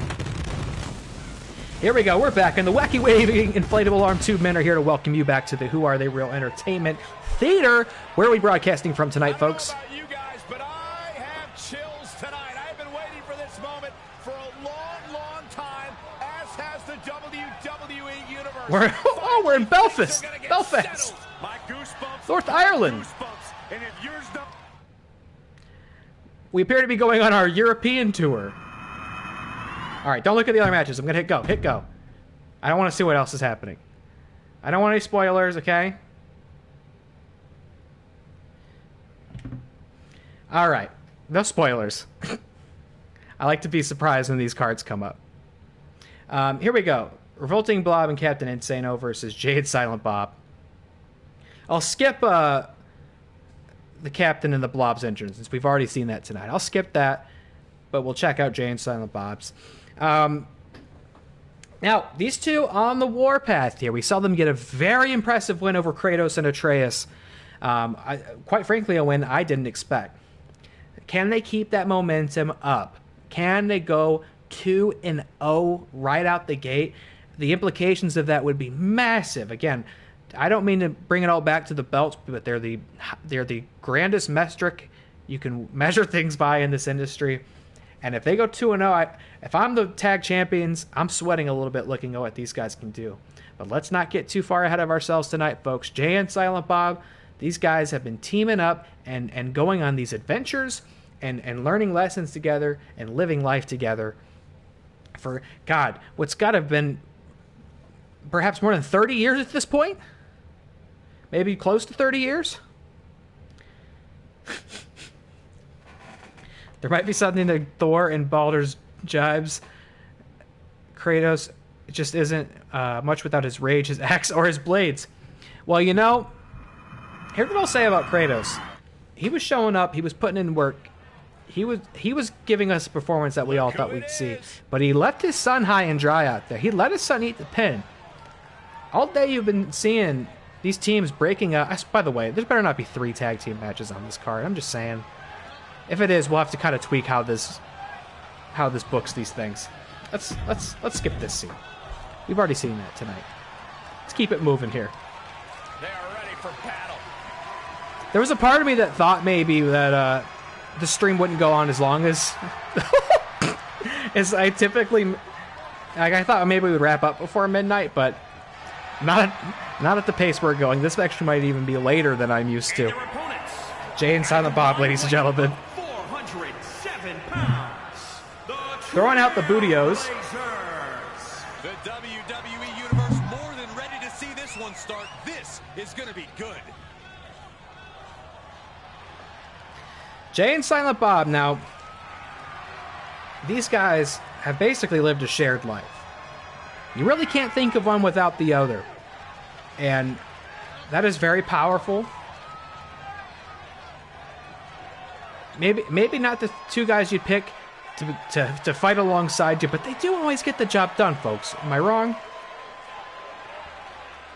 I mean, these are guys who have fought alongside it against angels. These are guys who have, taken on the might of everybody on the internet. They've beaten up everybody on the internet. Let's not count these guys out. They've had movies made about them, comic books up as well. And Jay's starting off. Jason Hughes!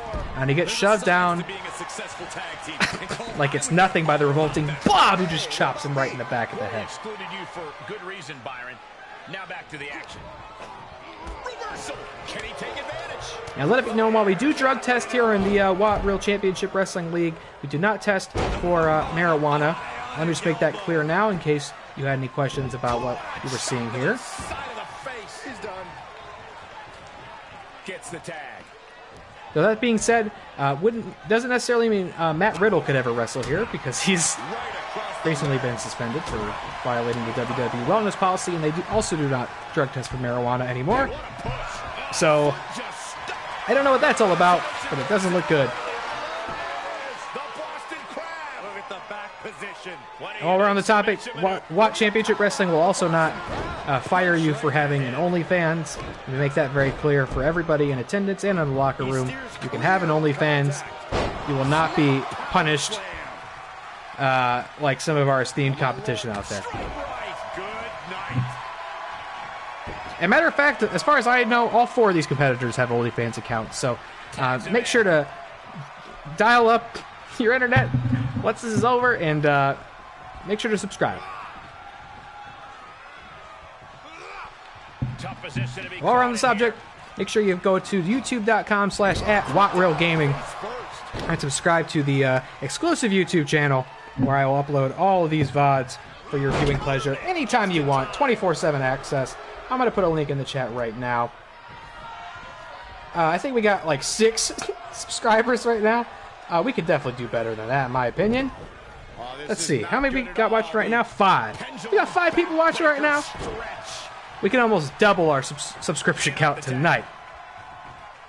So be sure to hit us up at the WAT Reel Gaming channel, where I do eventually want to do more than just upload VODs, by the way. I would like to maybe start doing some pre-recorded gaming stuff.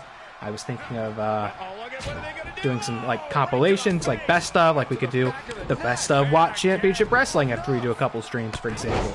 The best of God of War, for example. You know, I don't want to watch a 4-hour VOD. Well, maybe you could watch a 1-hour video that's the best of it. You know what I mean? Something like that. Gotta find a way to get out of this. And let's get back to the match, folks. Oh my God! Somebody call an ambulance, because I don't know if Jay's getting back up to that. I think Captain Insano clocks in at an impressive like 8 feet tall. You don't want to take a power bomb from that guy, especially not to the outside. Best stuff sounds cool. Yeah, I think it'd be a good idea. I gotta take the time to sit down and basically rewatch my own streams, which is a bit of an undertaking. But I think it'd be cool to put together some compilations.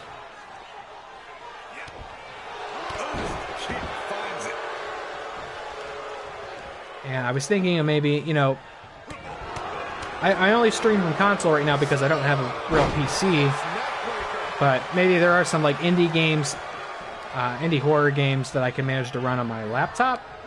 And I was thinking maybe recording some like, doing some like pre-recorded like playthrough videos of games like that. Some stuff on like Itch.io or something. Because I can't stream it right now, I could still maybe do videos of me playing it, and that might be worth watching as well. I don't know, just spitballing out loud here while I watch Silent Bob just get his ass turned inside out. Or you take notes after memorable moments while you stream. I could do that, but I can't do that tonight because I'm working the commentary desk. Oh. Ram could give me recommendations. Please do. Yeah, if you got some good indie horror games that wouldn't take a lot in terms of hardware to run, like on Steam or Itch.io, let me know. I of course know of quite a few myself because I watch other people play them. But I'm always open to recommendations, especially if there are games that you would like me to play. Even cooler. That would definitely get those to the top of the list. We'll see. Just thinking out loud here. Jay going for the pin. And I gotta say, I've not been paying as close of attention to this match as I have been, or I should have. But that was a very close 2 count against the revolting Blob. Could he? Are we on the precipice of a submission finish? No, we're not. Oh, I don't know what the Blob's thinking here. The Blob must have taken too many shots to the head. He does not know where he is or where the momentum is in this match, because it was not leading him to a successful pinfall there, and that's why he got a 1 count. Now, I talked a lot about how big this victory could mean for the Blob and the Captain to come out of here 2-0, but let's talk about how much it could mean for Jay and Silent Bob. This being the second show, the momentum has officially been established. Oh, I think Jay's bleeding into his own beanie there, and that's just upsetting. He's going to need to visit a laundromat after this. Oh my God, is he fucking dead? No, not like this, not like this, not like this, not like this! Not like this!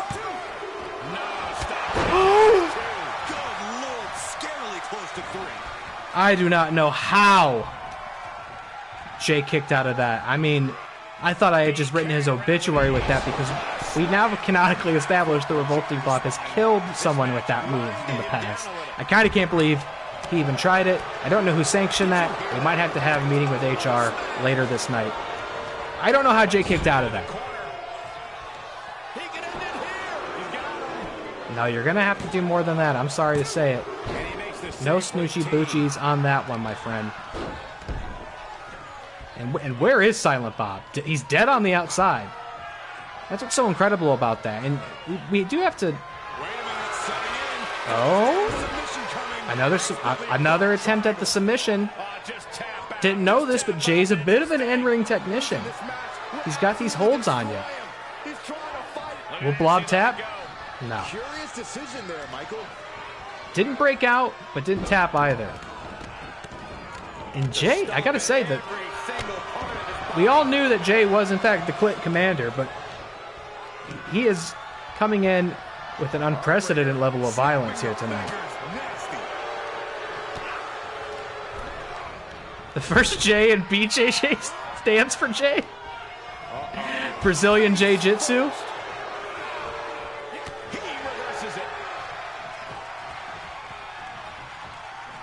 That's good. We'll definitely put that on a t-shirt and sell it in the WAT Wrestling shop. Oh, big fucking kick to the jaw. And he's tagging out to Bob. Probably a smart move.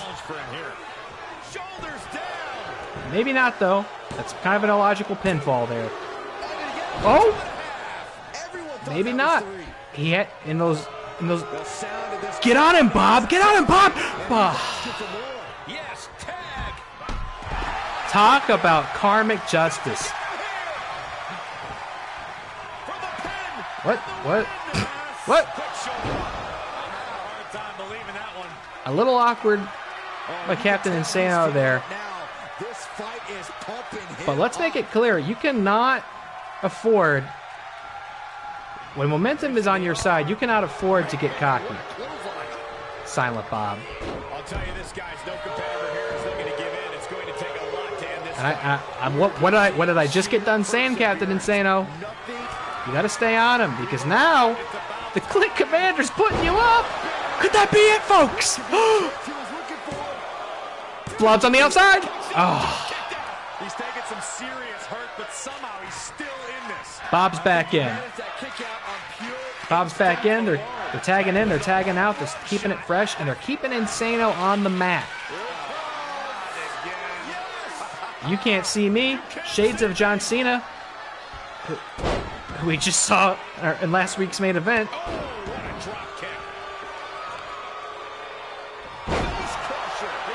Now you'd think it difficult. Oh, now? Blob's just watching.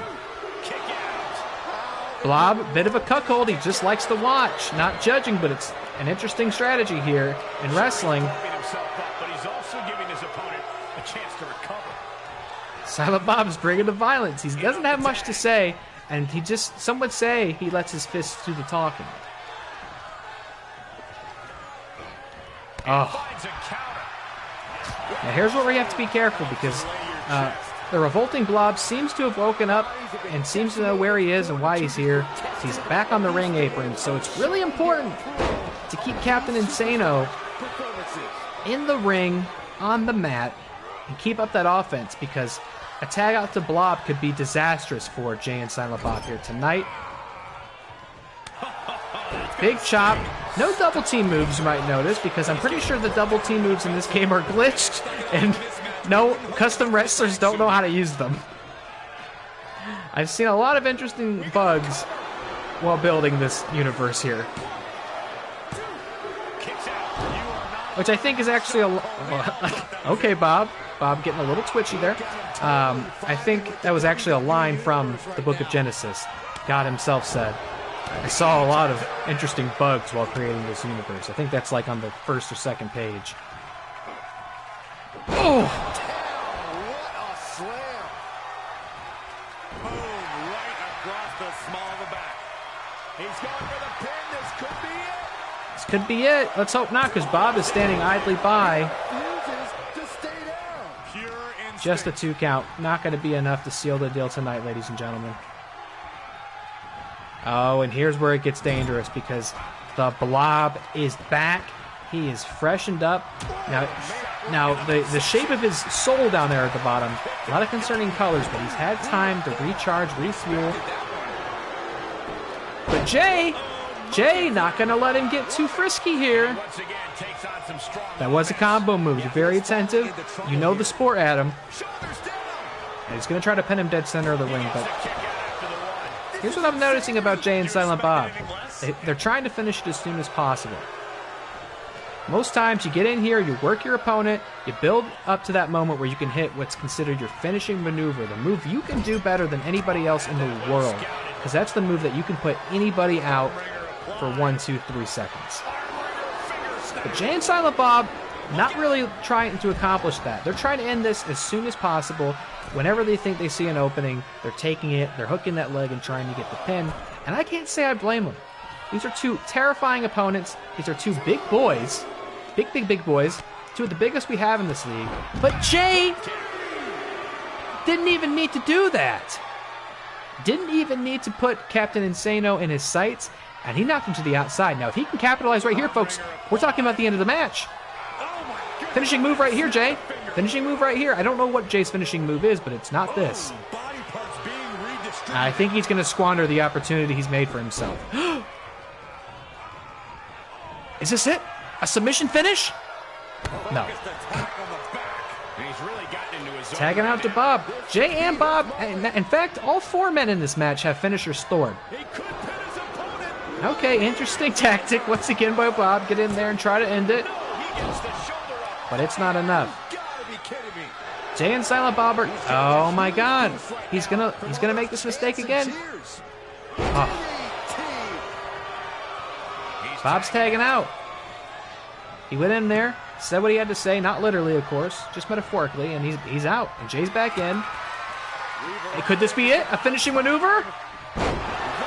It is, but Captain Insano's right there. It's not going to work. Or is it? Is it? Oh, my God. Jay and Silent Bob are your winners. Here are your winners, the Oh. Trailblazers. They've done it, a true underdog victory. An impressive effort from this duo. There were moments in this match I didn't even think these gentlemen wanted to be here. As far as I know, they weren't even supposed to be here today. But you wouldn't guess it looking at them now because they are the winners in our opening bout, a 4.5-star instant classic. What a tone to set on the second installment of WAT Reel Championship Wrestling. That was not a win by Jay and Silent Bob, that was a win by Jay. Jay definitely was the MVP of this match, but you know what? I guess it speaks to their personalities and the dynamic that they have. Okay, now what do we have here? Another intergender match. It seems like, again, the simulator really likes to do this. I wouldn't mind seeing some one-on-one women's action tonight. That wouldn't be a bad idea, especially considering we have a women's champion. But who do we got here? We've got... Let's run down the line here. Who's that person in the yellow raincoat? You know, I was talking earlier about characters I couldn't believe were in the community creations. That is, in fact, the protagonist of Little Nightmares, a game I streamed earlier this year. A character I didn't realize was female, but apparently is so. So there's the Little Nightmares protagonist in a yellow raincoat teaming up with the personality of Who Are They Real Entertainment, one half of the Wrestle Reel Tag Team Champions, the personality Chris Anthony Lopez, teaming up with Six from Little Nightmares, going against, once again, straight from Hollywood, California, David Arquette and Florence Pugh as Paige in Fighting With My Family. We got the Cries of Mankind in the chat, first-time chatter. If only they had the spanking move and the Viscera hump. Jay and Silent Bob, I take it you mean. Wouldn't be bad. I'm not sure. I didn't make their movesets. I didn't make their entrances, but I'm not sure what moves they have. Oh, by the way, thanks for coming in. Thanks for tuning in to this highly experimental stream of WWE 2K22. Appreciate it. How you doing tonight? Welcome on in. Here he is. Chris Anthony Lopez. Is scheduled for one fall. One of our Introducing first, premier representing the Hart Foundation, members of this from channel. Chicago, Illinois, weighing in A at great friend of mine. 191 pounds, one half of the prestigious One half. World Team Champions. Perfect 10, Chris Anthony Lopez. Coming out to the Usos theme. You can't hear it because it mutes all the music. I hate it. Because I feel like the music is such a great part of everybody's entrances, but there he is, Chris Anthony Lopez. The David Arquette versus Nick Gage match was horrifying. Yes, it was. I actually was excited to see that the David Arquette that was uploaded to Community Creations was like a contemporary model and not just like what he looked like in WCW. Every man's nightmare. David gets a lot of crap, but he legit loves the business. Can't say that about most these days. No doubt. No, he certainly took his lumps back in WCW. I don't think that was as much of his fault as it was the decision makers back then. Seems like a good guy, and I agree with you. He loves the business. And which of us in his position wouldn't have said, yes, I would be happy to win the WCW Championship? You know what I mean? Here's 6 from Little Nightmares. A great little horror game. Again, I said it earlier, I never realized this character was female. I haven't played Little Nightmares 2, so maybe that's a spoiler in some respect for Little Nightmares 2. And if it is, what a funny way to find that out by playing in WWE 2K. She is now, anywho, right? I couldn't believe that when I typed in Little Nightmares in this game, I just did it as a goof. I was testing out all the games I'd played on stream and seeing how many I could get characters from in this. I was like, there's no way somebody made a Little Nightmares character in this. Not only was that character up there, there were several iterations of her, and one of the protagonists from Little Nightmares 2, who I didn't download because I haven't played that yet. I probably should play it soon. I've been sitting on that for months.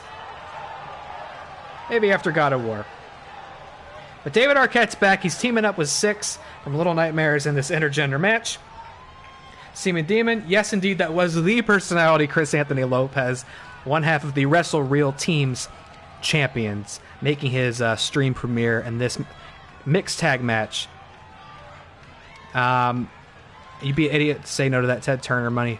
Yeah, big facts. Florence Pugh back out. We're going to actually skip this one. We've seen this move before. Thank you very much, Florence. Thanks for coming. Miss Flo, as some would say. There he is. There he is.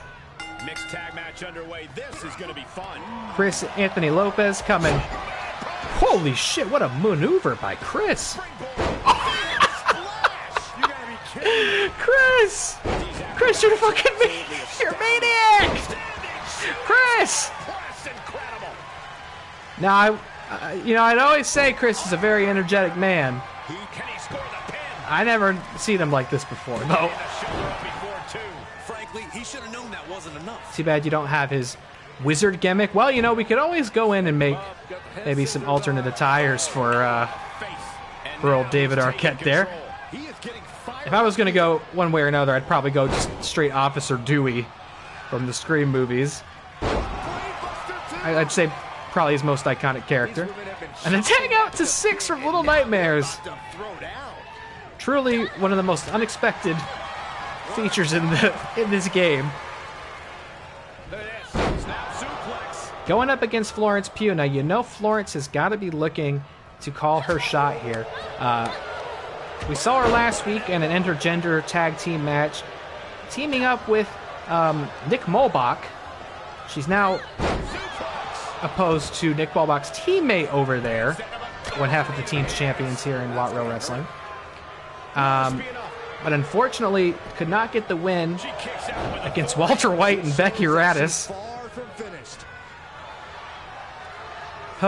So, this is a lot to keep up with for me mentally. So, you gotta figure, if anybody's motivated in this match, it's gotta be Florence Pugh. And then you think about David Arquette, who enjoyed a monumentous victory alongside Jimmy King against Logan and Jake Paul. big win for him.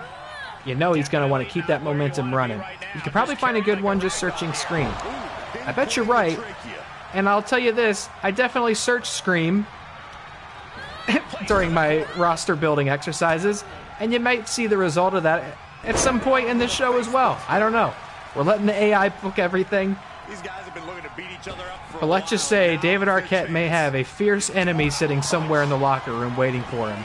Oh, and he moved out of the way. Intrigued to see Jenny Ortega in the new Scream. Well, have you seen Scream 5? Because she was in that one as well, and then she'll be in the 6th movie coming out next year too, which the trailer just premiered for.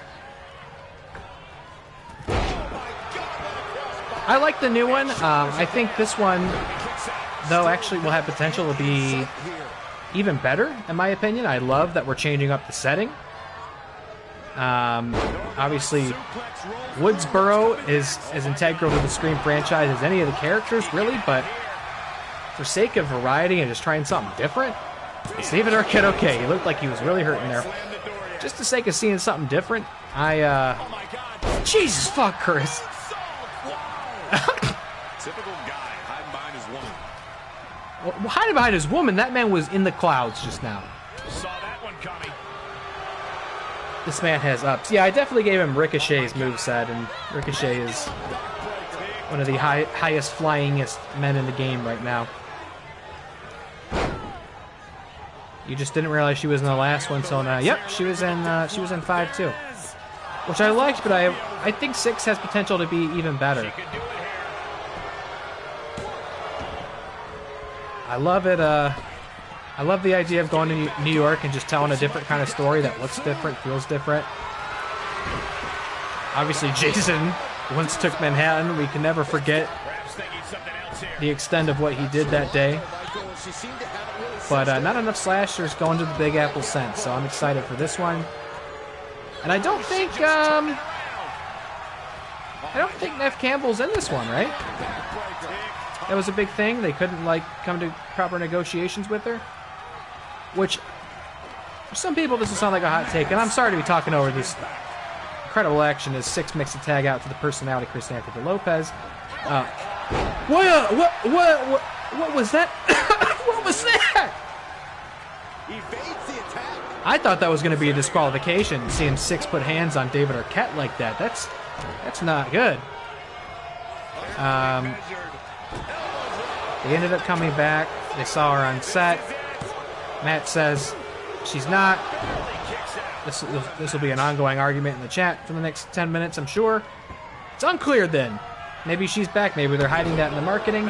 What I was going to say is, I don't really mind that she's not coming back, I'm being honest. In fact, I came out of Scream 5 thinking the intention was to get away from the older characters going forward and just focus on a new cast. And as much as I love Nev Campbell playing that character, I'd be okay with, if we're going to really do more Scream movies, I'd be okay if we don't got to watch Nev Campbell and Courtney Cox get tortured in each one. He tags out, so now the women are going to go one-on-one. Love Cindy Prescott. I just feel like kind of wrapped up her story in 5. It seemed like part of the point by the end of it. It was a passing of the torch. Maybe I'm wrong, and of course, the movie-making machine would always want a recognizable movie star on the poster. They want to sell you something you recognize. Oh! 6 is not healthy. That was a bad tag. Unless...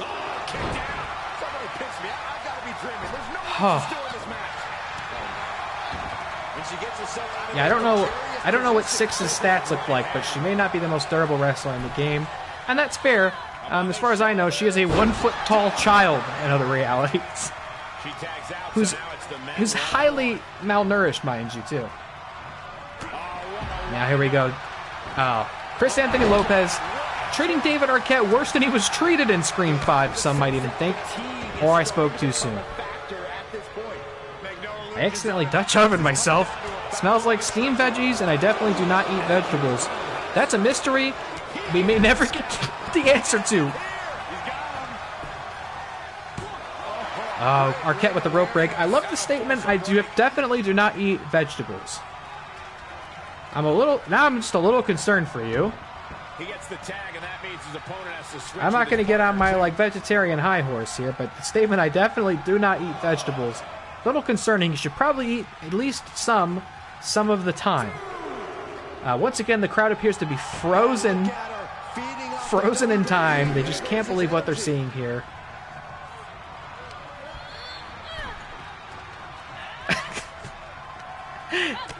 He gets all his nutrients from G Fuel, or he gets his nutrients from gnome friends. Maybe I should try making a gnome friend in this. No doubt that would look like a hideous abomination. What's going on, Connor? Do you like vegetables? Are there some you like? Uh-oh, Florence Pugh is running wild at ringside, brother. Not sure what's happening there. Probably in her best interest to get this done as soon as possible so she can seek intense psychiatric help. But she's not going to get it now. German to the outside. German to the outside. You like zucchini? Zucchini's great. Little zucchini squash. Holy shit. Six had to fight their way off that ship in Little Nightmares, and they're fighting their way into our hearts tonight, folks. And Florence Pugh's got to get back in that ring or she's going to get counted out. There she is. Wow. Got the strength on Six. You wouldn't think it. Being a small malnourished child, but this chick with her normal arms is nothing to Six. Six has seen folks with arms 8 times that long. That's true.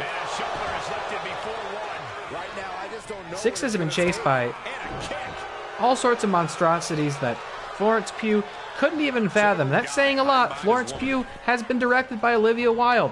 Makes the tag, back in the ring.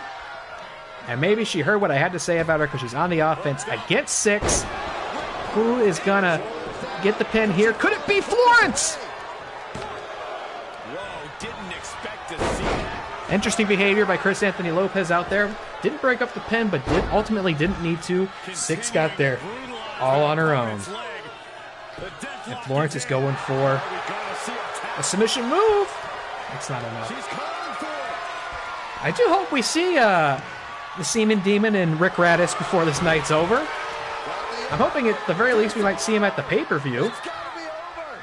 Oh, a huge armbar! And our first submission victory here at WAT Championship Wrestling. Florence Pugh makes Six of Little Nightmares Acclaim tap out in the middle of the ring. Here are your winners. After everything Six has survived, you hate to see her tap out against the star of, I don't know, what's Florence Pugh starring in recently? Black Widow. It takes a lot out of you to call these matches. I'm going to get some water here. I'm going to drink a sip of water. A sip of water. And I'm going to hit next. A great 3.5-star match. Truly a great way to start the show. Whew. The wonder. What do we got here? Okay, 2 familiar teams. 2 familiar teams. Now, these are 2 0-1 teams. We've got Jake and Logan Paul going one-on-one with Kratos and Atreus. Now, here's interesting. 2 families. This is a story of 2 families here.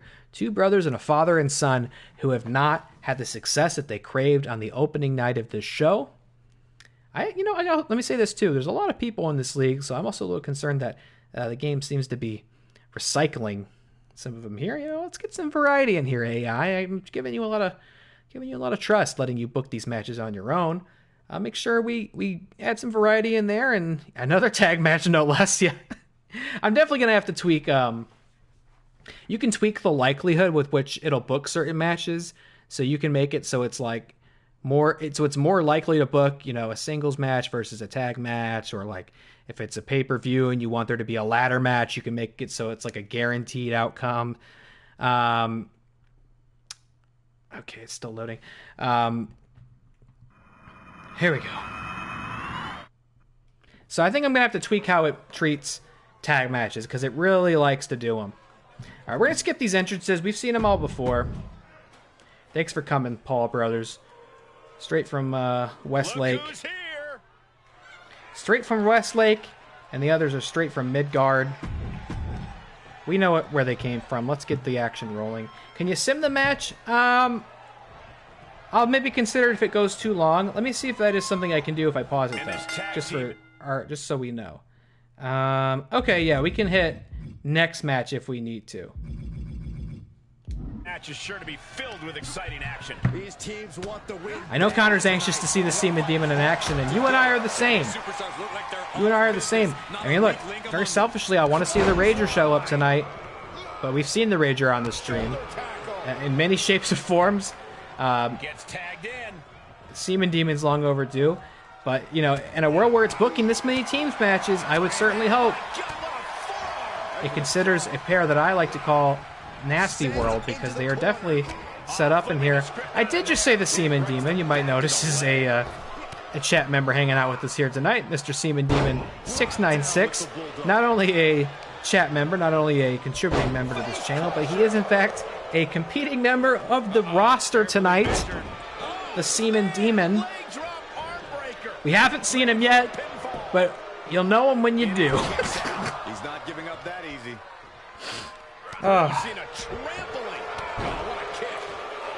Now Atreus here is on the attack, and that's smart because we saw him get real cocky last week. And by last week, I mean about an hour ago. We saw him get real cocky here, and he was punished for it.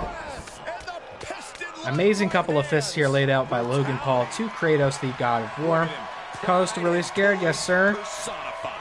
Really scared, which we may have something in the works for on the really scared front the next couple of weeks here. There are talks, there are negotiations. Would love an opportunity to just sit down and talk about scary movies.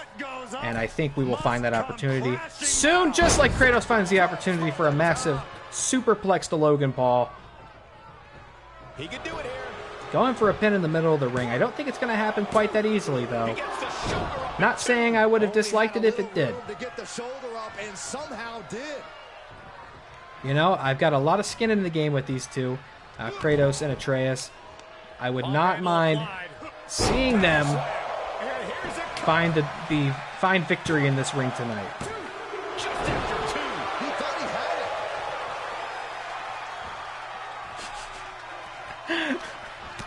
Oh, why did I put Jake and Logan Paul into this? Nobody made me do that. I don't know why my brain worked that way. Maybe I needed like a producer. I need somebody to approve some of my ideas for the roster. Maybe I just get too carried away sometimes. Atreus gets in the ring to get slapped. And, you know, Atreus, he may be immortal, but that doesn't mean he's undefeatable.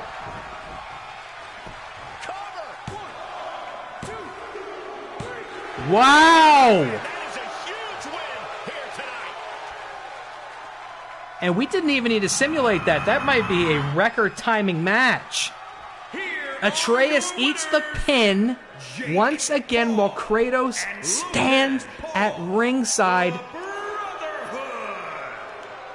Now, ladies and gentlemen, last time I thought it was very peculiar that Kratos didn't break up the pin. Tonight, I'm wondering if Kratos even realized that he would have needed to.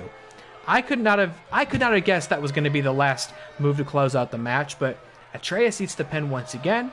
We might need to revise his stats before the next stream. Wow, nice Cleveland, Ohio tattoo on your ribcage there, Jake Paul. All right, what's next?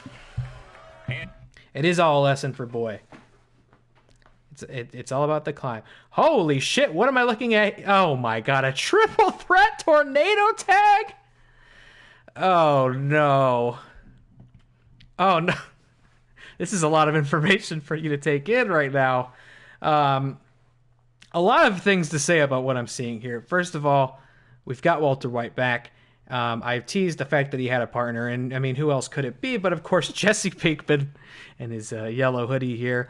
Next to them, of course, I told you we'd see Kratos and Atreus, but I didn't tell you about another team out of Midgard, or should I say Asgard, because Balder and Thor are teaming up. At WWE 2K22. And now here's where it gets really curious to me. The final team is, of course, Clubber Lang from, which one is he in? Is he Rocky 3? I think. Rocky 3. And, of course, Kylo Ren from the latest trilogy of Star Wars films.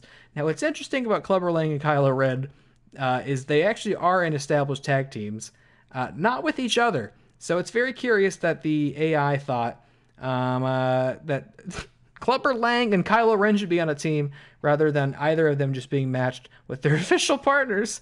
So I'm not sure why it made the decision that it did, but who knows? We might be seeing the formation of a great team. Now, this is a match.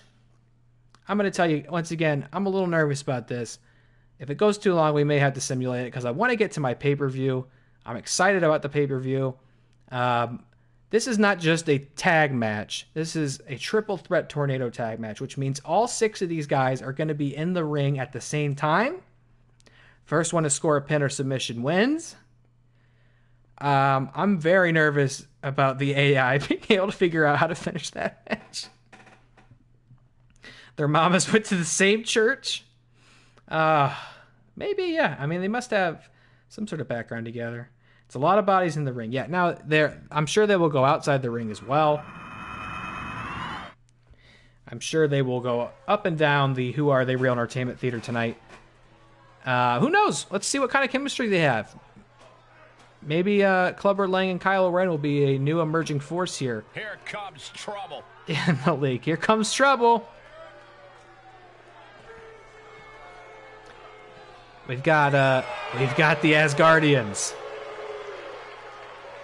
Thor and Balder. Never really saw these guys on the screen at the same time in God of War. But we're seeing them together now. And of course, I gotta reiterate, I did not make these two. But the folks that did a bang-up job.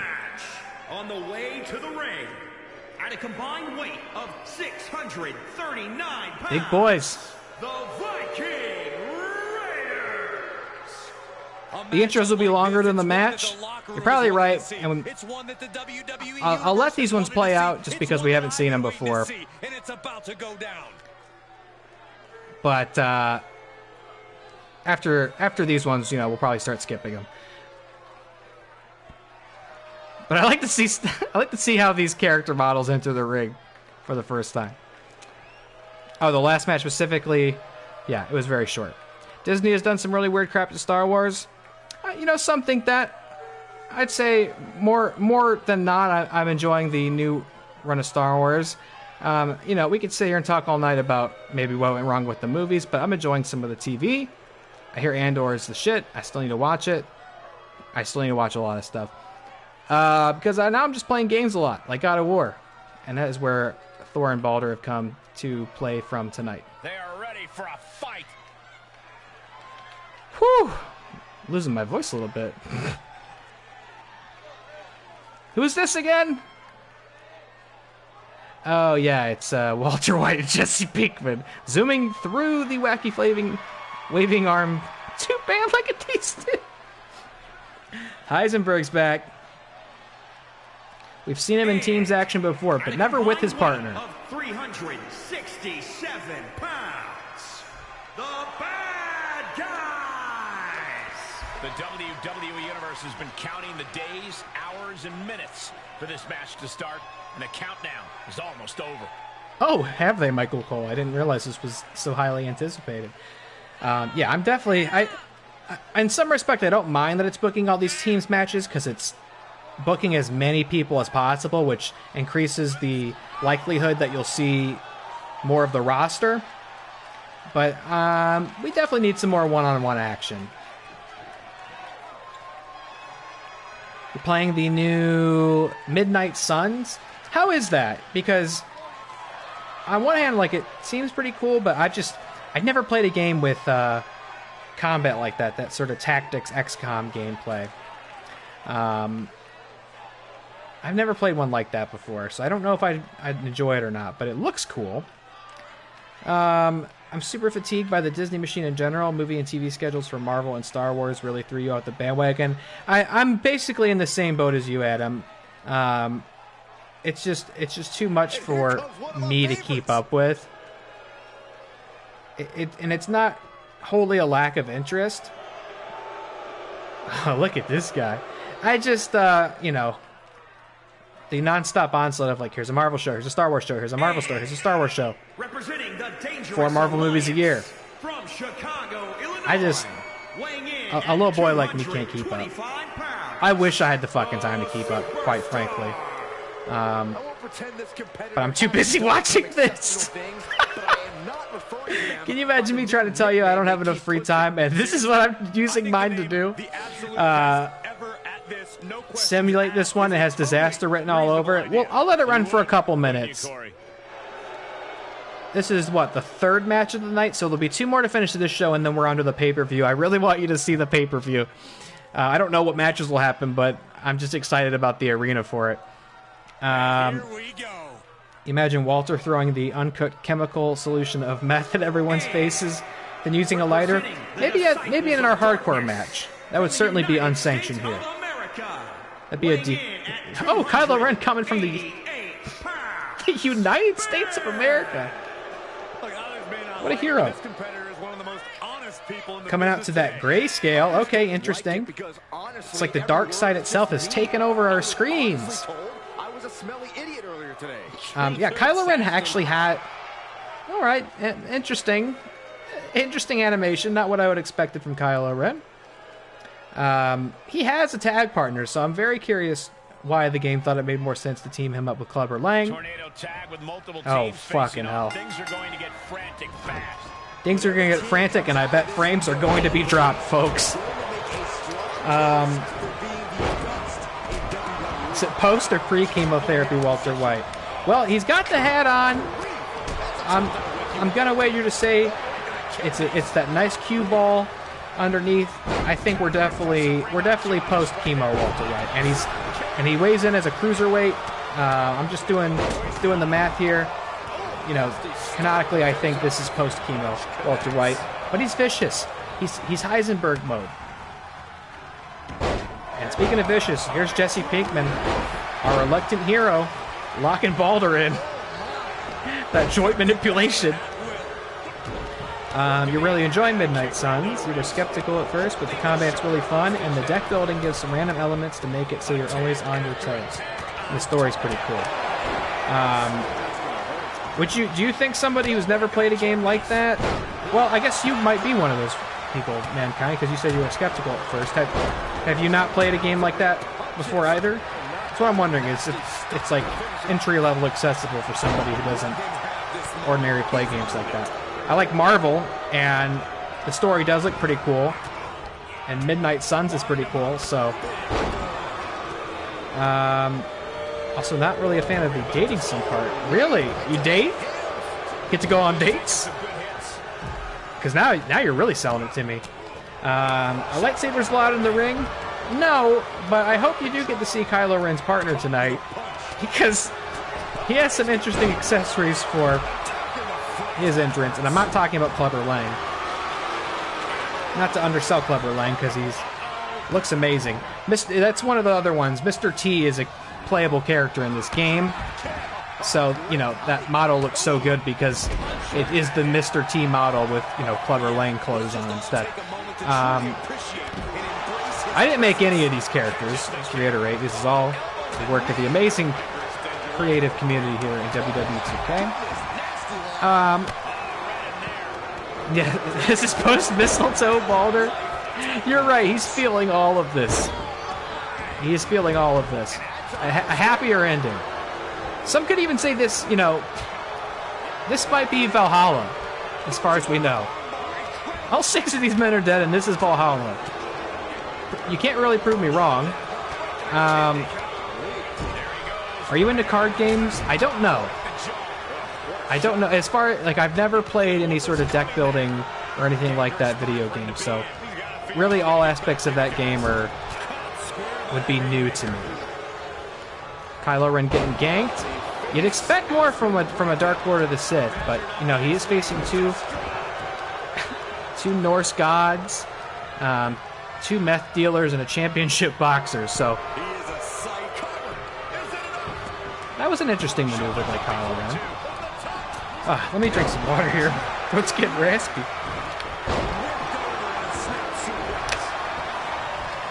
Yeah, Kylo. Did you see Kylo Ren? Pinkman for the pin. Now, remember when I was nervous? Oh, Superman punch by Jesse Pinkman. Remember when I was nervous because I didn't think 4 characters would be capable of finishing a match? Well, this is 6 characters. So I'll give this a couple more minutes, but I'm hoping somebody can capitalize. But I don't know if they're going to be able to pull it off. Oh, he was making the bow and arrow taunt at Balder. That's amazing. I didn't even register that. Maybe I don't give this game's AI enough credit. It's actually incredibly smart and adaptable. Now Walter, look. Walter and Balder. Those names kind of rhyme if you say them real fast, and they're the only 2 in the middle of the ring. Wow, what a kick. This could be it! Oh, but the ref taking too long! Oh! Kylo Ren might want to study under Supreme Lord Snoke a little bit longer, because that was a brutal mistake to the outside, and he's eating it by way of Jesse Pinkman. Well, Balder throws Walter White around like nothing. Could that be it? No. Balder is trying to wrap this up while his brother keeps Clubber Lang busy outside. If I'm Jesse Pinkman, I'm going in there to help my men out. Because he is looking in rough shape. And if somebody doesn't get in that ring and get involved in the action here, I'm thinking Balder could wrap this up. Going up top, here we go. Everybody's coming back to the squared circle. Walter White with an amazing counter, putting Balder in the crossface, looking for a submission finish. Did that just happen? My God, Walter White just made Balder tap out in the crossface. Here are your winners. Holy fuck! Two great superstars that go great together, and that win. Look at these two. The action we just witnessed was really something else. He can't keep getting away with it. For a long time. Oh, that's true, and something I didn't consider, Adam. Balder hadn't felt anything in a millennia to suddenly go from 0 to being locked in the crippler crossface by none other than Heisenberg. I don't know. Thank God we didn't simulate that. Because what a tale, what a story that was just told. Heisenberg, one of the most dangerous men on the Who Are They roster. What's next? Wow, he just made a god tap out. Oh boy. Now we'll skip these entrances, but this is very interesting, ladies and gentlemen. Look at these two.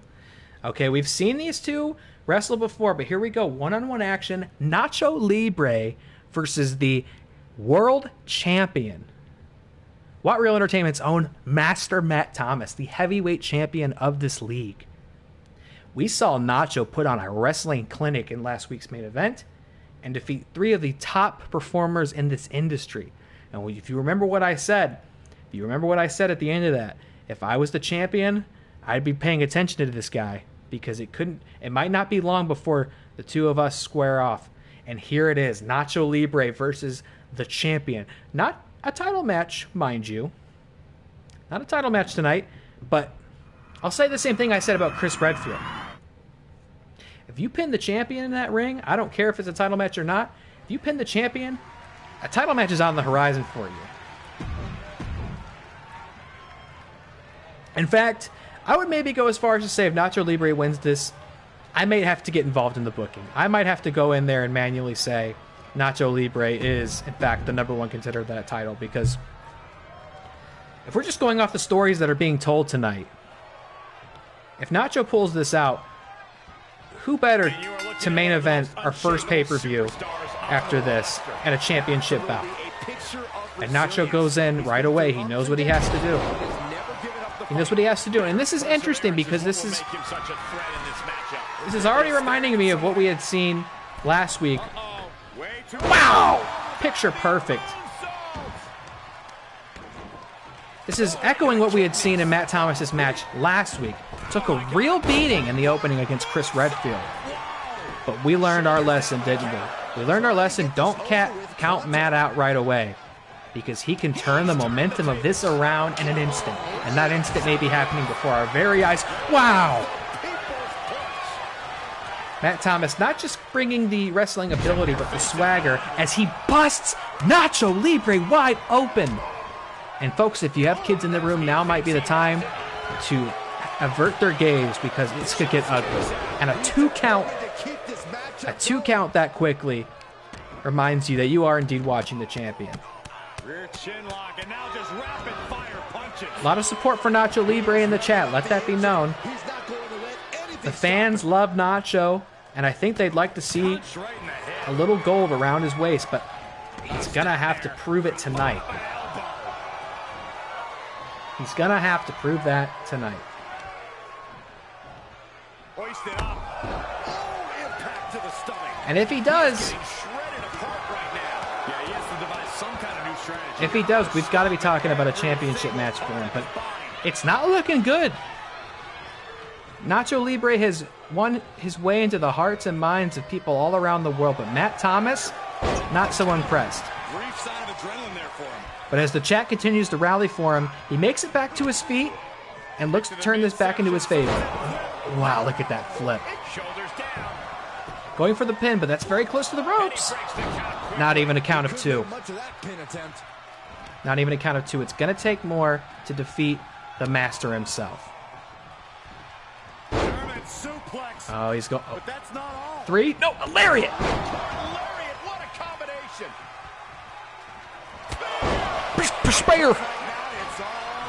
Is it over? Thomas is stunned. Within inches of victory, only to have it snatched away. That was a 2.999999 count. Folks, I hope you're enjoying the show at home. I'm hoping this is exciting to you, as it is for me, because I'm actually starting to get invested in some of these matchups. Why do they call it queso cheese? Not incredibly sure. But if you had cheddar on this match, I'd say you gotta put it on the champion, who's going up high. Not a place we've seen him before!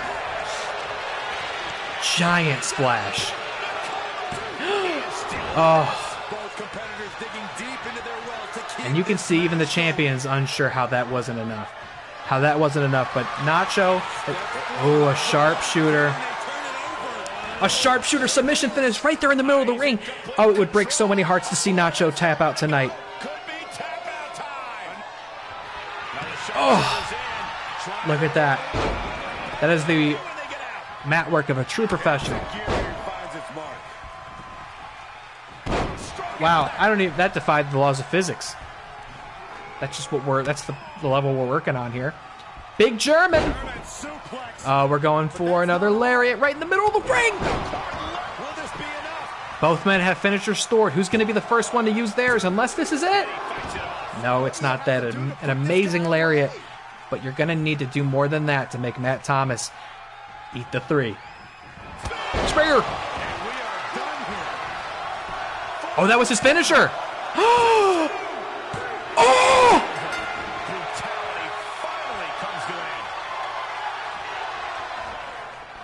As God is my witness, Nacho Libre just pinned the champion in the middle of the ring. That was an awesome win for this young man. Wait, what's about to happen? Biggest in his career by far. What a battle. Respect to both competitors. Are they going for the handshake? Is this a true show of faith? And this I love. This I absolutely love. Oh, and it's all respect. It's all respect, even as Nacho bleeds his blood. Bleeds his own blood there in the ring. A handshake from the champ. It's all love. It's all respect. A one-on-one match. 3 stars. Rivalry's very high. Nacho takes the win against the champ. Now, this is very interesting because we are now seeing our very first rivalry formulate here on WAT Championship Wrestling. And that is Nacho Libre versus the champion, the master, Matt Thomas. So I'm actually not going to interfere with what it's booking here, because I think if I do, I'll screw this up. Oh, it's showing the traits. Interesting. It says Nacho's the number 2 contender? What? How is he not number 1 at this point? Okay. I'm not going to interfere with what it's booking, because if I do, I think it'll mess up this rivalry that's formulating. But is Nacho not getting the shot at the pay-per-view? Oh, speaking of the pay-per-view! I'm sorry. That was our main event, because now it's time for our pay-per-view. And you're seeing our premiere match. Our premiere triple threat. Oh, it is in fact Black Adam versus Barack Obama versus Dom Toretto. I'll elaborate on what we're seeing here as it gets started. Let's go ahead and start the show, which you'll soon notice is not taking place in the WAT Reel Entertainment Theater. Mankind's enjoying this. I'm glad to hear that. I'm glad you're tuning in. I'm glad you're enjoying this show. I put a lot of stupid work into making this happen, and it seems to be coming together. This will be our last show for the evening. This is our pay-per-view bout. The pay-per-view is going to be a little bit longer than a regular show. Regular show's 5 matches. The pay-per-view should be 7. And I'm hoping we'll see some championship gold defended tonight. I'm trusting the AI to get this figured out. I didn't make any alterations to the card. I can't wait for you to see where this is taking place. Oh, we're live from Moe's. It's live from Moe's. Welcome to WWE. Then, now, forever, together. And the crowd's going wild, standing in unison here, going live from Springfield, Illinois. Live from Moe's Bar. Of course, from Simpsons infamy. Look at the logo. All right, just hit play. Don't look at it. Just hit play. Don't look at it. We're just going to hit play. Don't look at it. So here we go. We got an interesting first match. Triple threat. Black Adam versus Barack Obama versus Dominic Toretto. Now, what you're seeing here... I'm running out of energy. So we got Black Adam in the game. And this may be the only place you can even see Black Adam anymore if the recent DC news is anything to go off of. This match finds Dom at a significant disadvantage. What do you say? Barack Obama. Now, here's what you need to know. The reason I put Barack Obama in the game, you might be thinking, oh, did he also put Donald Trump in the game, Joe Biden? No, I only put Obama in the game because Obama is actually, and this is true, the only WWE superstar to ever actually appear on Who Are They Real Entertainment. Of course, when he was interviewed by Nick Mulbach, Chris Anthony Lopez on Wrestle Reel to talk about his experience on WWE television. What was this guy's real name? Hold on. What was the actor's real name? It's Reggie something. Hold on.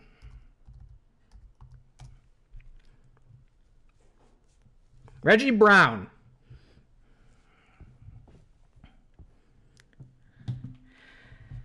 Oh, they've been drinking at Moe's the whole time. I can't wait to see these entrances at Moe's. Vin Diesel can't access his primary weapon at all. No access to family. Look at this.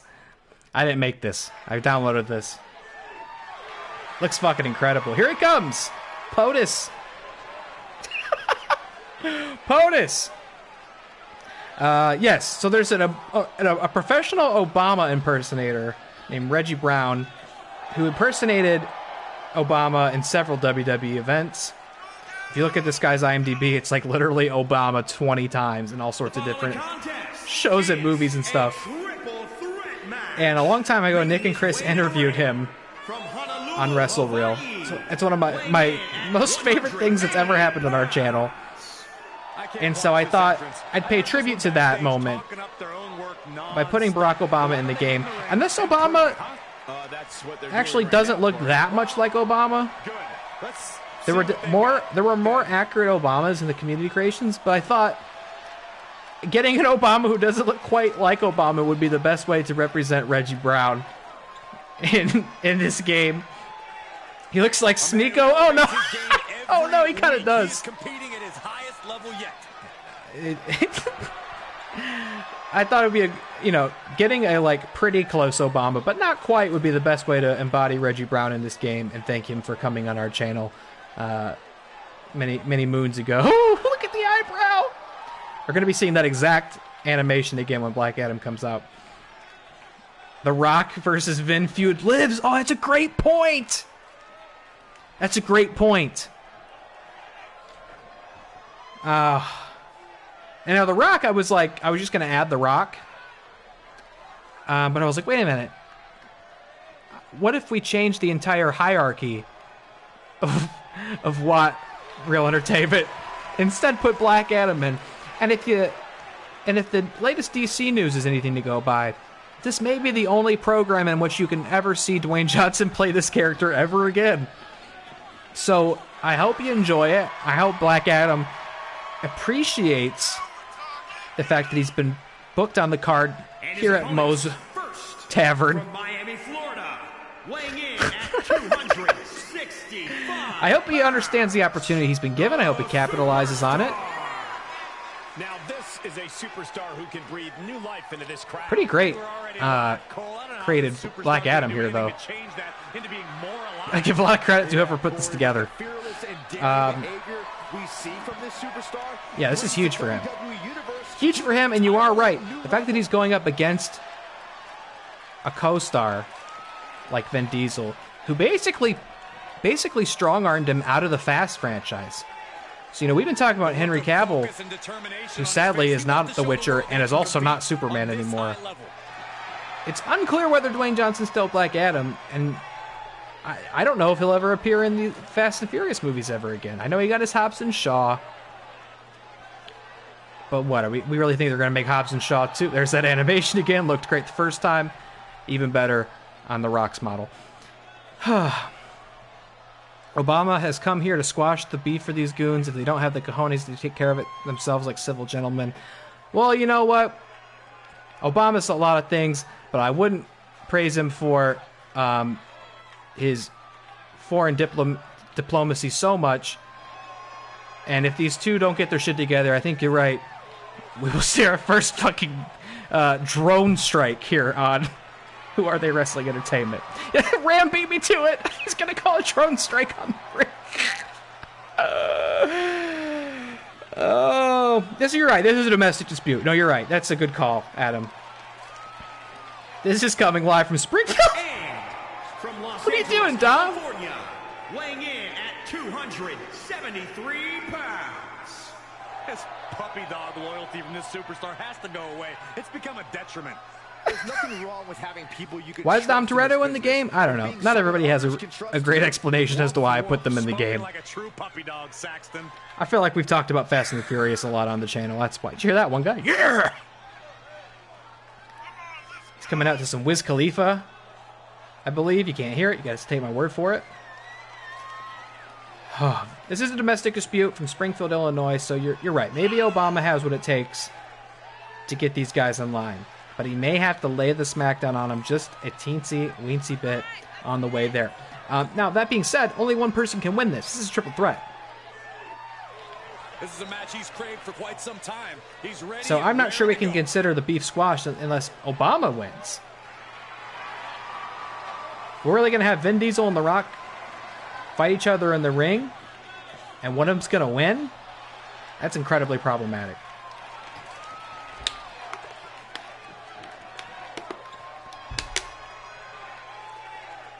do you think Cavill's non-Superman future may send him back to the table to talk about his Geralt future? I don't know. I would like that, personally. I would hope so, but I don't know how this shit works. I don't know if, they've got Liam Hemsworth signed up for, I don't know how this works legally and contractually. Maybe they could buy Liam out of that to get Cavill to come back. I don't know if Cavill would want to come back. Wow, look at this. Look at this arena. Really great work. I feel like this is a perfect replica of the one from the Simpsons wrestling game, if you remember that. I don't know if he'd want to go back to do Witcher, because reports were that he was actually pretty unhappy with the show.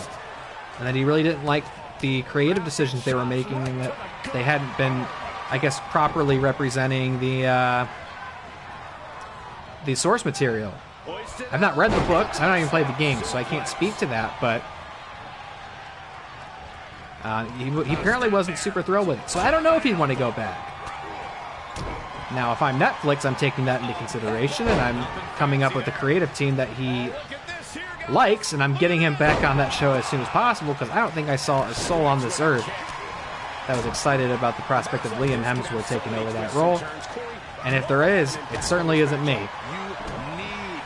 He was leaving Witcher regardless, according to the reports. Yeah, that's my understanding. And again, I don't know much about Witcher, so I was liking the show. I wouldn't have been privy to saying whether it was honoring the source material or not. But I was enjoying it fine, as somebody who is not educated and ignorant to what The Witcher is or should be. The Witcher with Henry would be so badass if the writing was better.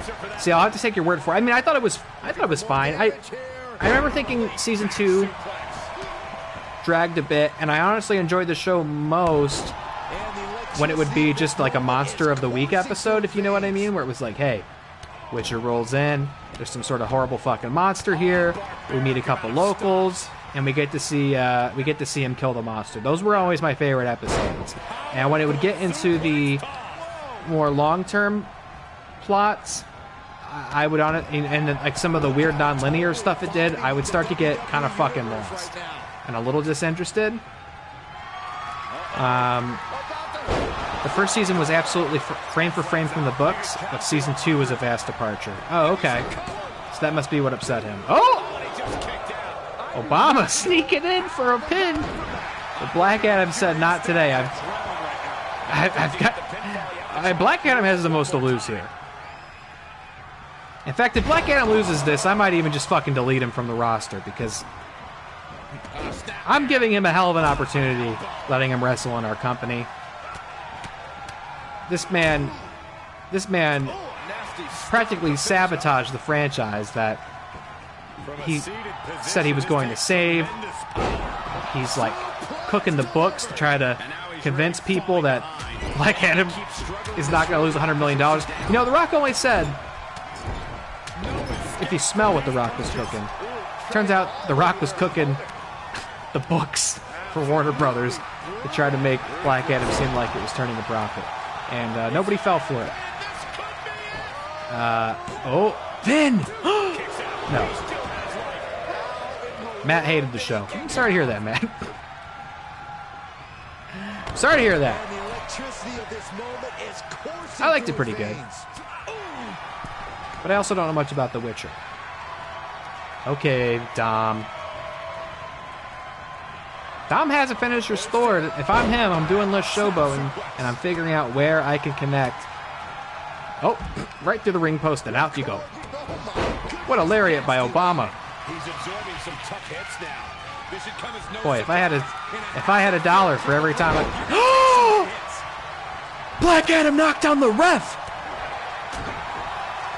And let me tell you something, he better be grateful this is a no disqualification triple threat, because any other night, a clothesline like that to an official, I'm ringing the bell. DC can't make a movie that isn't a massive loser anyway. I like some of the DC movies, but I can't describe the last 10 years of DC filmmaking as anything but a shit show. Not quite enough to put him away. Joker did well. It was an outlier.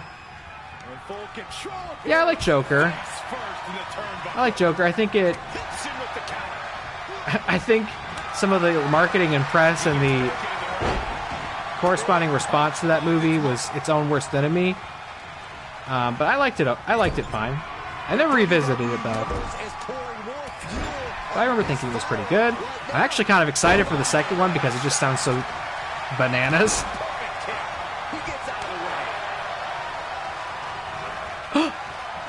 Oh, I thought that was gonna be really cool if it like knew how to treat that.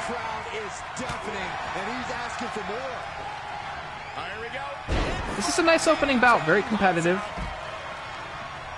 Now, triple threats don't worry me. You know, you just gotta... It's just the three of you out there. So, like, with Dom Toretto out, if I'm Black Adam, now's the time to close the match, finish it up. And he's got Obama on the ropes. Yeah, I mean, there's plenty of DC movies, actually. Like, I mean, I like Shazam. I like Aquaman. I mean, I like The Batman. I fucking love The Batman. It's probably the movie I've watched the most this year by like a good margin. And let me say too, James Gunn. I trust James Gunn. I think he's a good writer. Oh wait, hold that thought, because I think. What are you doing, Black Adam? Oh, he's getting him away from the ropes. Don't take too long. Obama's getting up. Is that going to be it? Oh, be still my beating heart. I thought Black Adam had it. Well, here's the problem. He's going to try and seal the deal right here with the people's elbow, but Obama's right there. He's not going to let you get the pin. He's not going to let that happen. That's not it. I don't know what is. Unbelievable. What an opening bout. I hope this really sets the tone for a great final show this evening. Yeah, he's got to dig deep and find another win if he wants to stay in this. Ben's getting up. Obama thought he saw a spot to make the cover, but... All the way up. Backbreaker. Now's the time to find that second win. Yeah, I even like, I mean, I like the Snyder cut. Holy shit. I like the Snyder cut a lot. I'll probably never watch it again, because who has the time for that? Just turn that around. But, I mean, I definitely thought it was vastly superior to the shitty 2017 movie. That's maybe the craziest thing about the DC movies. Uh-oh. That's his go-to. Wow! Outlast the others in this triple threat match. Look at Black Adam. He's so dejected. Most. I love that shitty low-res logo. Fly past the screen. Here is your winner. Impressively withstanding the onslaught. Wow. Superstars to stand tall. Vin Diesel scores the pin on Barack Obama for our opening bout. And Black Adam Only one man. wasn't able to make it count. One man out of three. I never thought I'd see the day where Dwayne Johnson would be such a consistent loser. But it's a tough day to be The Rock. I don't know. After that, like I said, you know, all these guys are independent contractors. You know, I don't know. We may not have Black Adam back. Rams glad the Iron Giant won. Great match for Vin Diesel. It's definitely going to improve his standings in the rankings here. Oh boy, baby, this is huge. This is huge. Our first championship defense in WAT Reel Wrestling history. The Wrestle Reel Team's champions, Nick Mulbach and Chris Anthony Lopez, kids at heart, will be defending their tag titles, the Purple Straps, against Walter White and Jesse Pinkman. Now, this is the kind of escalation I like to see. Walter and Jesse got a big win last week. It's time to defend the belts. Who are we going to defend them against? It's got to be Walter and Jesse. This is huge. And Heisenberg's on a tear. Let's be clear. If I'm the champs, I'm a little nervous. But here's a huge opportunity. Nick Mulbach ate embarrassing loss in the on the first week. Let's see, what was Chris's match? Watched a lot of wrestling here tonight. Chris was in an intergender match. He teamed up with Six, who tapped out. So Chris also has some things to prove here tonight. Ram says if Walter wins again, I swear to God. Not a Walter fan, huh? Our first team's defense. I'm so excited to see. Okay. I'll let them walk out because it's a championship match. I'm gonna skip their entrance, but we gotta watch the champs come out because we haven't seen them come out together yet. I just want to see them come out the door of Moe's here.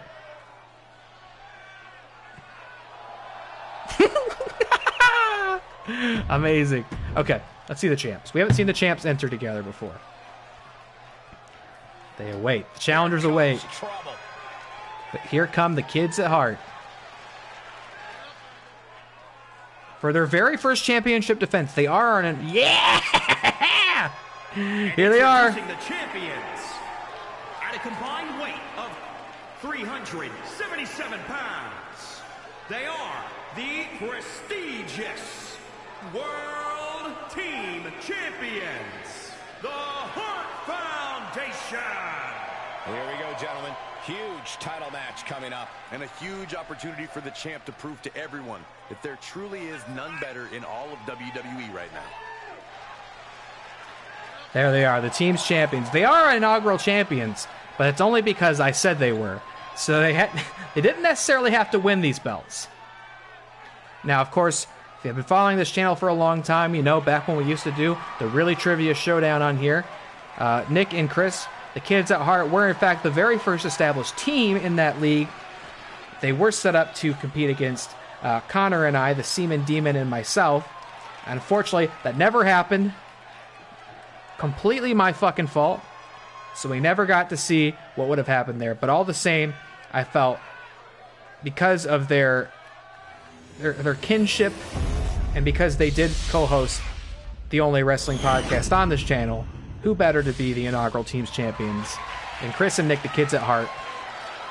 And the title itself is themed after their show.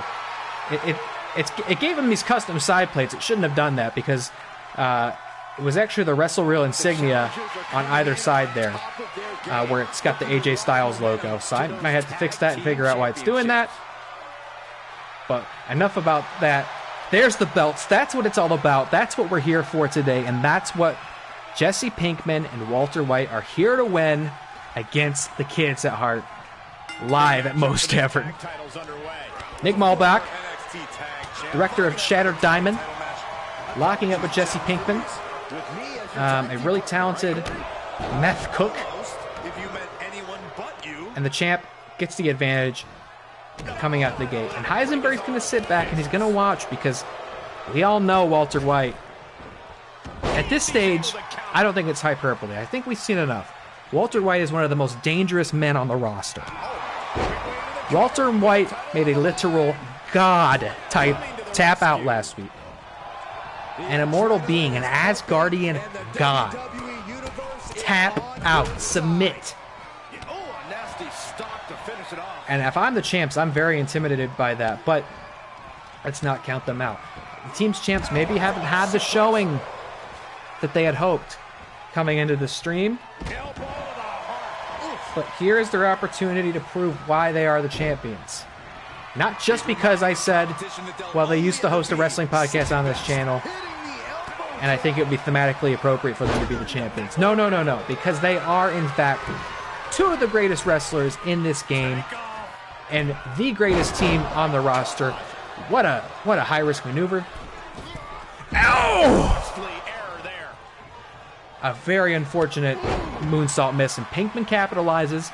Now might be the time to tag in the big guns if I'm Jesse Pinkman. And I think he and I are on the same page here because Heisenberg, but Nick sees it coming, and he knows if he can keep Walter White on the apron, this thing is as good as done. So he's keeping Pinkman in the ring. Thank you to our sponsors, Duff Beer and Quickie Mart, two Springfield staples, as he makes the tag out to the personality, Chris Anthony Lopez. Be sure to check out For Chris's Sake on all podcast platforms. A terrific show. Much better than that unfortunate missed springboard maneuver that we just saw there. Pinkman capitalizes. Even Kratos couldn't get Balder to tap. He had to break his damn neck. It's true. Ridiculous standing shooting star. That's true. In a land of gods and monsters, Walter White may be the scariest thing you could come up against in this ring. Oh! Sock it to me, a big 5-knuckle sandwich. Just kicking out at one takes a lot in a match like this. Rolling elbow. Good elbow. Shades of a nice lariat there. Oh, look at this. Oh, kicks. Oh, good grief on your lights out. But who's it going to be? We've seen a lot of firsts tonight. Our first show, our first main event. But who is going to be the victor in the very first championship match we've ever seen here on this great channel? Pinkman working the head. Pinkman is working the head, which if you look down there, if you look deep into Chris Anthony Lopez's soul, is a bright, bright red. Almost as red as these wonderful Moe's Tavern turnbuckles. And if I'm him, I'm looking to get Molbach back in, even if he's got the yellow torso. I'm looking to get Molbach back in, goes up for the fireman's carry, and he dumps him out. Goes for a cover, but we all know it's going to take more to put Pinkman down. And Heisenberg still hasn't been tagged in. Oh no, Chris, what have you done? Folks, that might be, depending on how this match goes, that might be remembered as the moment that sealed the deal, even though he just hits a beautiful moonsault, springboard moonsault to Heisenberg.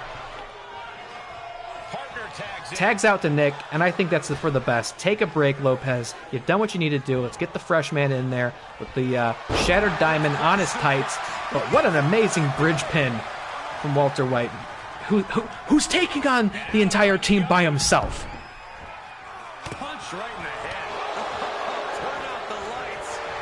Folks, I was saying it earlier, but if this doesn't go the way that the kids at Heart want it to go, let it be known that Chris Anthony Lopez let Pinkman tag out and get Heisenberg back in the ring. But even though we're saying that, Heisenberg tags out willingly. Pinkman's up top. Wow, driving that elbow into the back. You can see he is feeling it now. And folks, I can't believe it. I tried to say I wouldn't be biased, but if I'm being honest, I wanted to see a successful defense here today, but it is not going the way of the champs tonight. The chemo strength. Wow. Great wrestling by Chris Anthony Lopez. Super kick! And I think he knocked out one of Pinkman's molars. He's going for the pin, but if Heisenberg thinks there's a chance, he's going. No, and there wasn't a chance. I just don't know what it's going to take. We need more consistent offense. We need more consistent offense from the kids at Heart. That's the thing. You can put these guys down, but can you keep them down? Oh. Wow! These two teams have gone to war, Cole. They don't call him the personality for nothing. Now here's what's smart about the kids at Heart, and it speaks to their experience as a tag team. Frequent tags in, tags out. I think that might have been a finishing submission. Very upsetting to see it out there near the ropes. It must have, because he thinks he can get a pinfall off of it, but we know he can't. Oh! I spoke too soon! I spoke too soon, and I think Heisenberg felt the same because he stayed on the apron. And folks, we have a successful title defense. The prestigious World Team Champions, the Heart Foundation. Wow. Tag team chemistry in full effect Wow. with these two Walter superstars. checked out. He checked out. Where was Heisenberg? You simply love to see it, and I hope we see these guys tag Chemo again brain real soon. greater than chemo strength. Fuck off. Oh, fuck you guys. There's the champs right there. 3-star match. Very good. Not great, but very good. A surprise ending. Look at those shadow people back there. Very ominous. you know, did it end the way I expected in terms of just pure wrestling? Not exactly. Ended a little prematurely, but it happens to the best of us. And these two have defended their championships. I wanted to see a successful defense tonight to prove that I was correct and putting those belts around their waists. And to have scored a win like that against Walter and Jesse, I mean, who better to prove it against? I'm afraid for Pinkman in the back, though. Heisenberg spent a lot of time on the apron, and that's what cost him. It's as simple as that. What's next? Wow. Letting Jesse get his ass kicked was part of Walter's master plan. Now,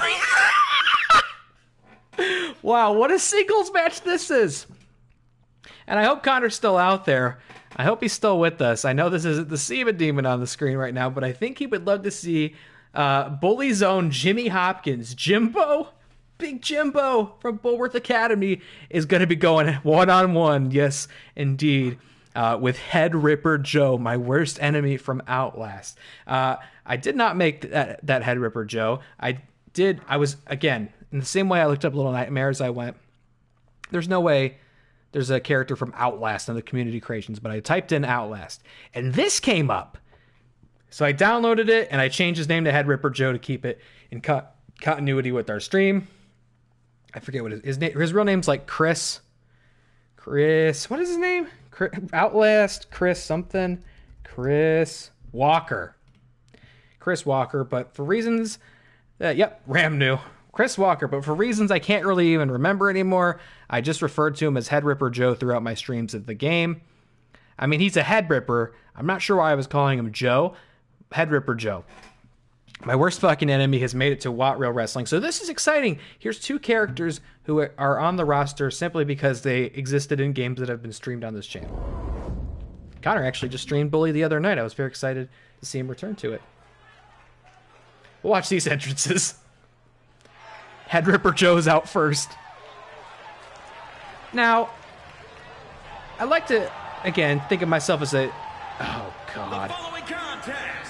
It's ripping time. One fall, making his way to the ring from your darkest fears. Whoa, you can make somebody come from your darkest fears? 36 pounds. Headhunter Joe. I can't watch this entrance. I heard this one backstage talking up their own work non-stop. Why don't they I try to be an unbiased third party, but I gotta be honest, I can't stand this guy. Let's see what they've got. I can't stand this guy. Wouldn't break my heart to see him eat a pin tonight, but I'm real worried about Jimmy Hopkins. Jimmy Hopkins is, I don't know, 14 years old, but he's very experienced with his hands. He's a great fighter. He's very clever. Maybe he'll have what it takes to figure his way out of this. Weighing in at New York. 202 pounds, Jimmy Hopkins. I think we're gonna have to come up with a custom entrance for Jimmy. I don't think they quite did it right, but he looks great. 202. It's a big boy. Gonna need a career-making performance here tonight. Yeah, this might be Jimmy Hopkins all grown up, and maybe he's just likes to dress up in his alma mater. By that I mean his private middle school. Okay, here we go. Head Ripper Joe from Outlast. Jimmy Hopkins from Bully. Holy fuck, dude. Look how big Head Ripper Joe is. I don't know if Head Ripper Joe's just big. I don't know if Jimmy Hopkins is small. Maybe both are true. This is going to be uncomfortable to watch. He knows when he peaked. Well, folks, unless he can somehow pull it out. Now, if Jimmy Hopkins pulls this out, I would say we'll see him peak tonight. But it's not looking good. Oh my God, he's as awful as I remember him being. This is Head Ripper Joe's origin story. He got put into the asylum for murdering a teenager in the ring. Maybe that's a custom arena I can make. Mount Massive Asylum. He's going for the head, working the body too, and I don't think Jimmy Hopkins has gotten an ounce of it, offense in tonight. It's not fun to watch. It's actually pretty uncomfortable. Makes the cover. He has he has a crossface. I'm not sure what I'm not sure what Head Ripper Joe's finishing move is. But that would be pretty appropriate. Wow, that was dark. Did you see that? Jimmy went in for an offense and he just threw him off. This is tough for me because this is tough for me because I like Jimmy Hopkins. I loved Bully. And I love watching Connor stream Bully. Jimmy's a guy I'm going to be rooting for. Head Ripper Joe, the absolute fucking bane of my existence. And I got to watch him come out here and do this to a beloved and clever little pugilist like Jimmy. And this might be it, honestly. Wow. You have to think this battle is starting to weigh down on him. No doubt. Oh, Jimmy got in a kick. Come on, Jimmy. No.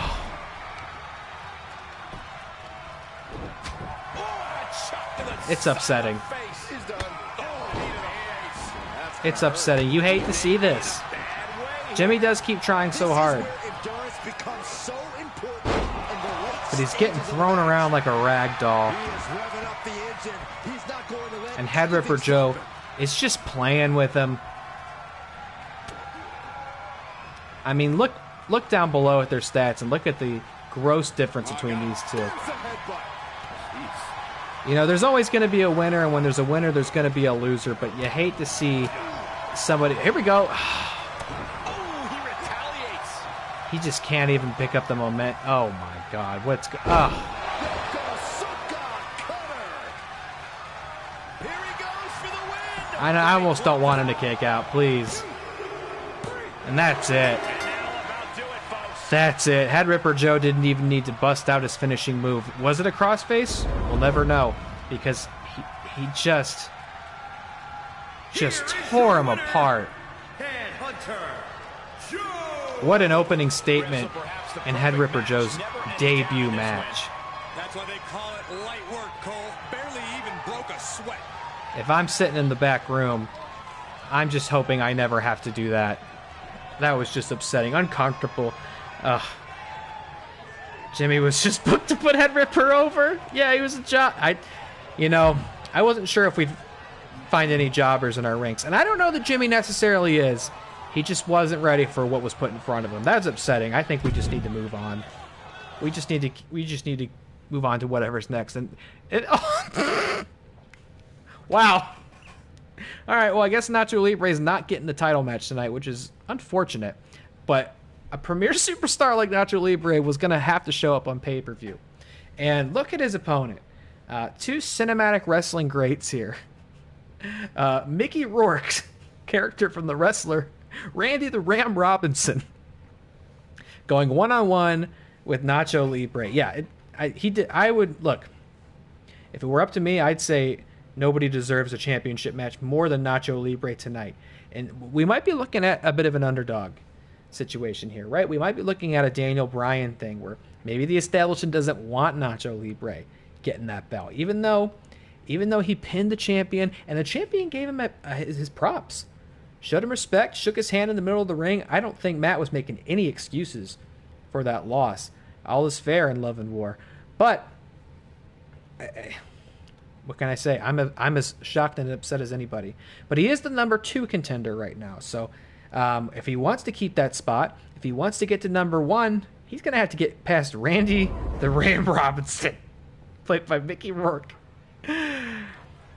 Adam Never Saw The Wrestler. It's pretty good. Really fucking depressing. It's a Darren Aronofsky movie, so you've seen others, you might know kind of what you're in for. And if you follow... Wow. Matt says in the chat, fuck Nacho. Not affording him the same respect that his digital avatar did. Newark, New Jersey, weighing in at Here comes Randy the Ram Robinson. Randy Robinson. The moment this match was announced, the WWE Now this is Randy's debut match. I think it is destined And WAT Reel to Entertainment and at Moe's Tavern. facing Nacho Libre. We talk about the rankings. We talk about the championship opportunities. And what number match is this? 4? 3? We had... No, this is 4. Okay, this pay-per-view is moving along. It's moving along. 4, there's going to be 7 total. And you can see the battle scars on Randy Robinson, a real vet of the game. The superstar is coming in with a lot of enthusiasm and energy right now. Make Brendan Fraser from the Whale?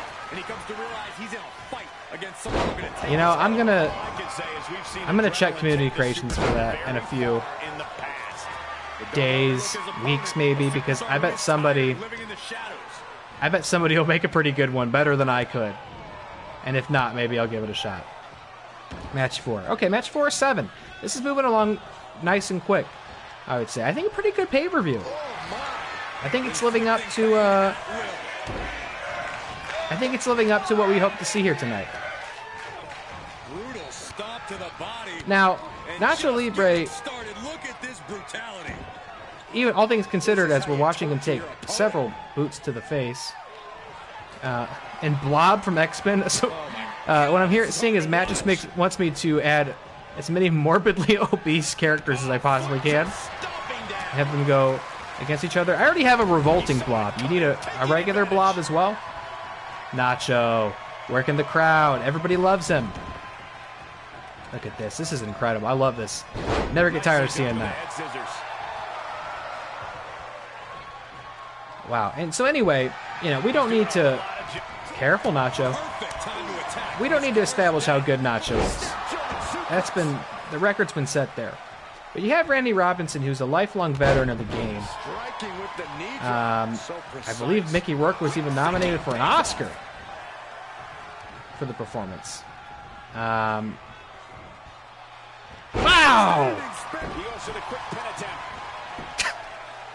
Sorry, I was just marking here.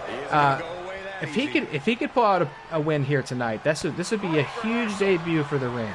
Right to the ribs.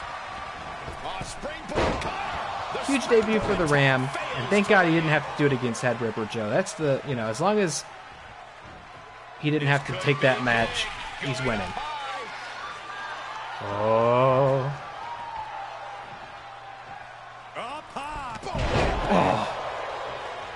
Joey from Joey's World Tour. Yeah, this is going to actually just become the FFF, the Fat Fuck Federation. Okay? Set up in the corner of the ring. Now, look, we have two cinematic wrestling greats going one-on-one here. Oh. And if I'm someone like Jimmy King sitting backstage, I might be looking at this and wondering, when's mine? He thinks he has it. Kick out just in time. He's still in the fight. Triple FFF. Oh no. Climbing up top. He's got big Triple F. Oh. I don't know who got the worst of that. Looked like he went headfirst into his kneecap.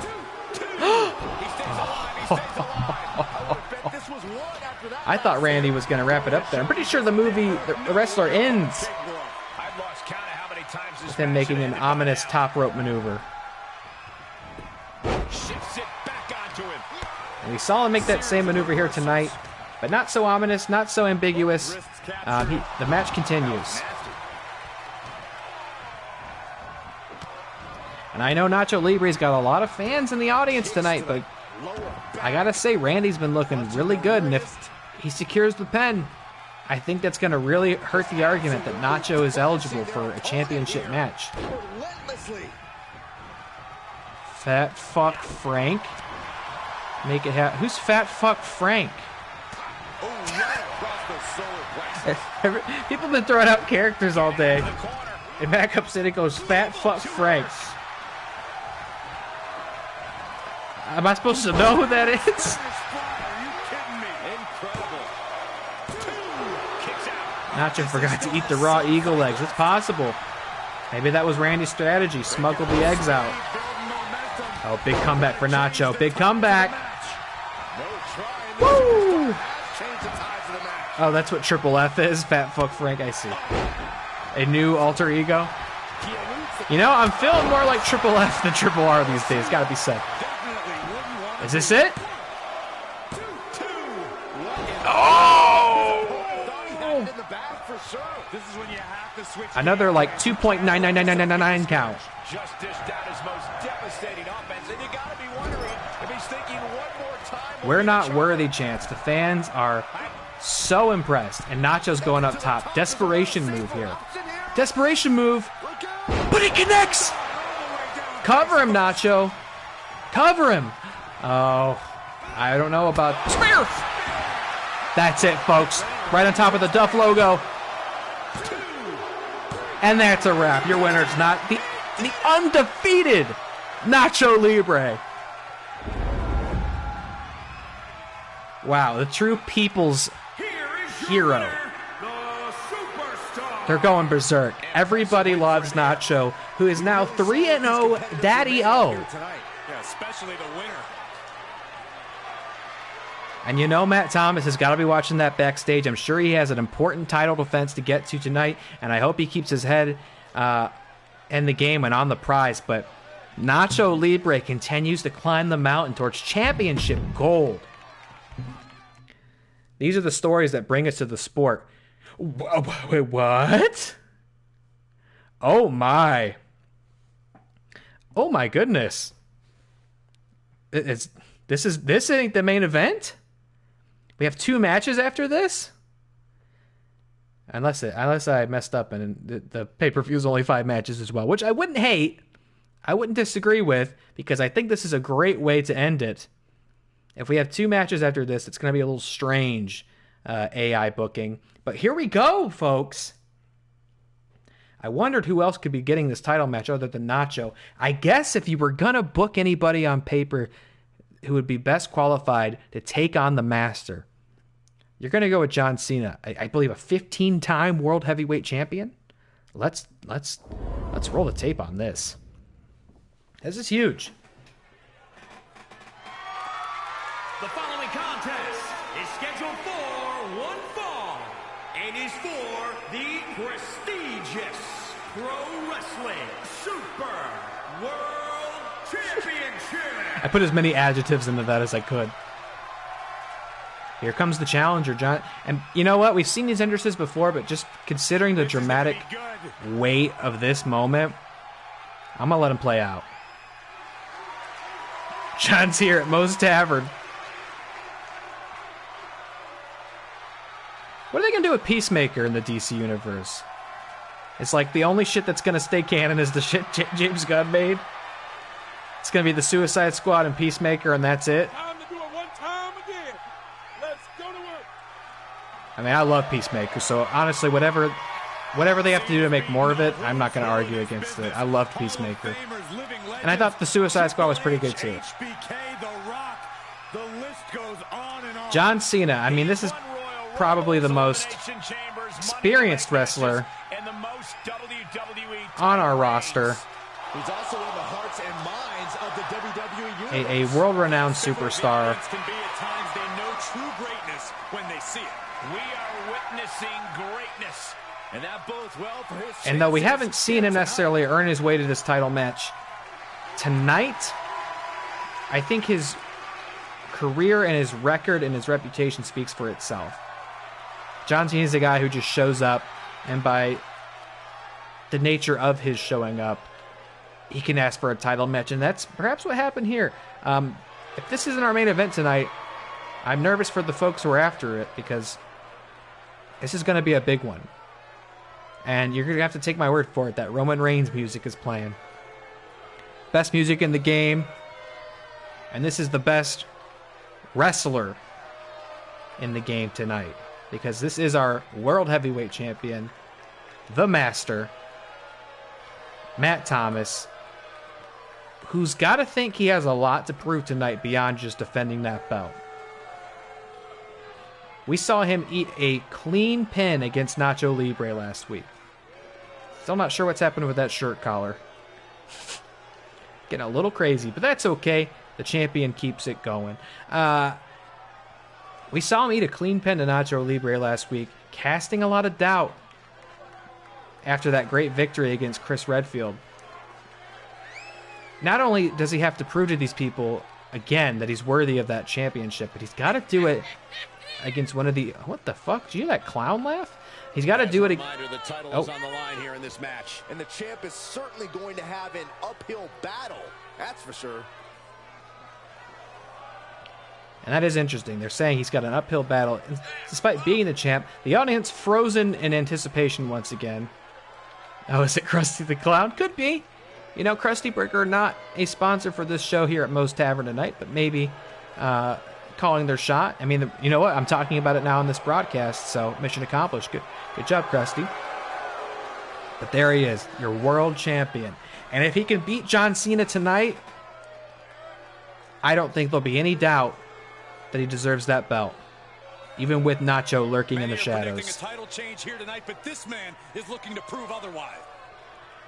And can he do the thing that Kids at Heart achieved earlier tonight? Matt Thomas, another one who didn't win that belt. He's won a belt on this channel, but he didn't win that belt. I thought he was the greatest main event championship representative we could have. Let's see if I was right. Introducing the challenger from West Newbury, Massachusetts, weighing in at 251 pounds, John Cena! And this stream is in fact going longer than my average ones do. Introducing the champion. I'm going to be so tired tomorrow. Cleveland, Ohio, weighing in at 331 pounds. He is the prestigious Pro Wrestling Super World Champion, Masters Matt Thomas. And that's what it's all about, folks. The most prestigious belt in the game. And by that I mean my copy of WWE 2K22. It doesn't get bigger than this. There is no doubt in their mind as to who is leaving this match with the title around their waist. He sees it. John Cena says, yep, that is indeed a title belt. I will wrestle for that tonight. There it is. For all the marbles, baby. You see the pantheon of WAT Reel Entertainment shows.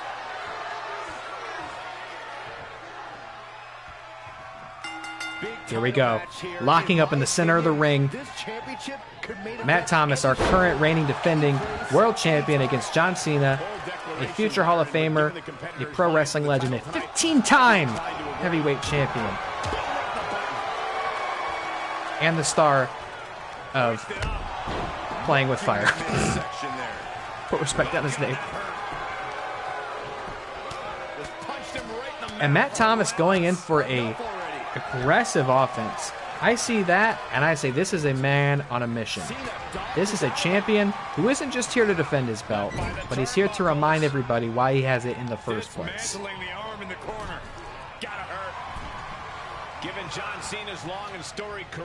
And if I'm John Cena, I'm maybe not sweating this so much. If I'm John Cena, I'm taking it easy, but he's got to be careful and not underestimate his opponent just because he has more experience in this avenue.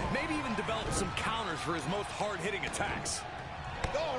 John might think to himself, hey, I win this belt, I'm a 16-time world champion. Or he might think to himself, if I lose this match, no big deal. I'm still John Cena. I'm going to leave here tonight, and I'm going to go get on a plane and go make something.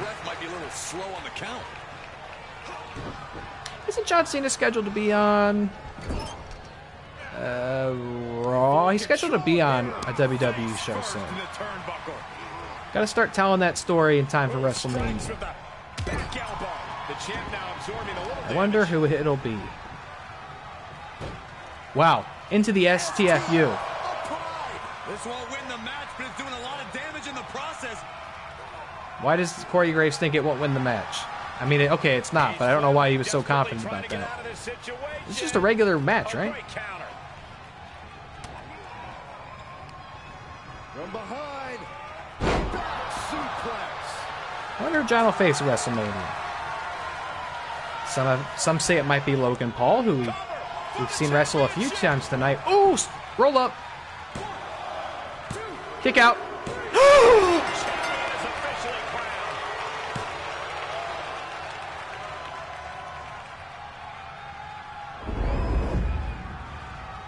I'm stunned.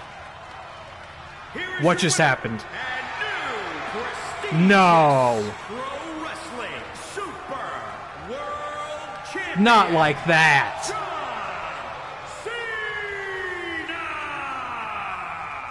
A brutal loss. Ah. Former Not champion. like I that. thought the defending champion had this well in hand, but the new champ had other plans. It just goes to show you anything. What a shit match, Matt says. Well, you know what, Matt? You should have kicked out.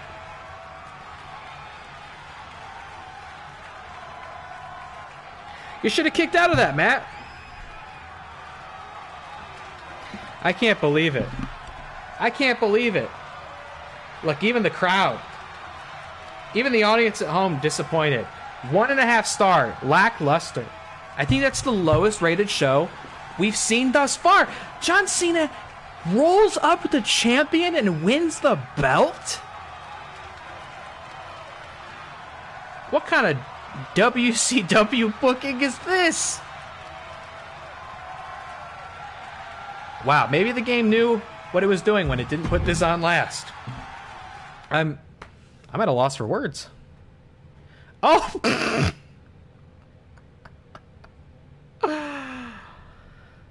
Oh, wow. What a, what a matchup we have here. Pumpkin Jack versus Laurent in a one-on-one singles bout.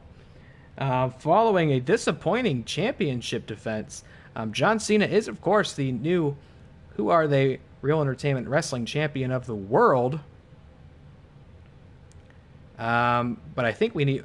everybody's just a little stunned, a little uncomfortable right now. I don't know how Matt's feeling. Wow. Wow.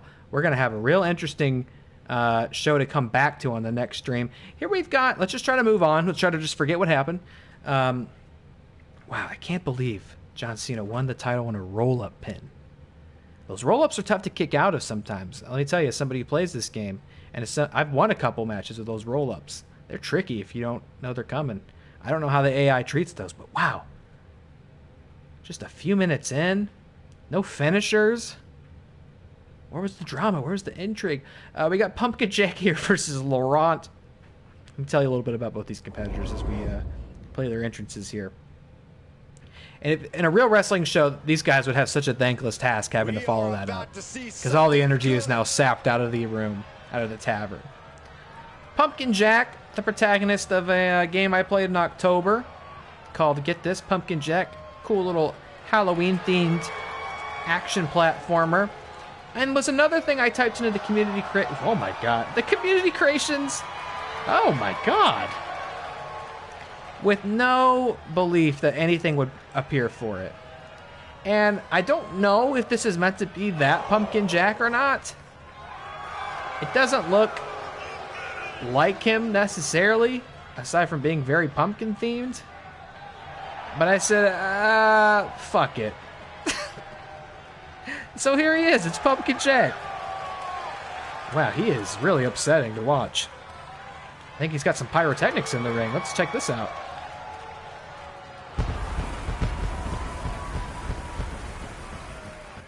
Wow.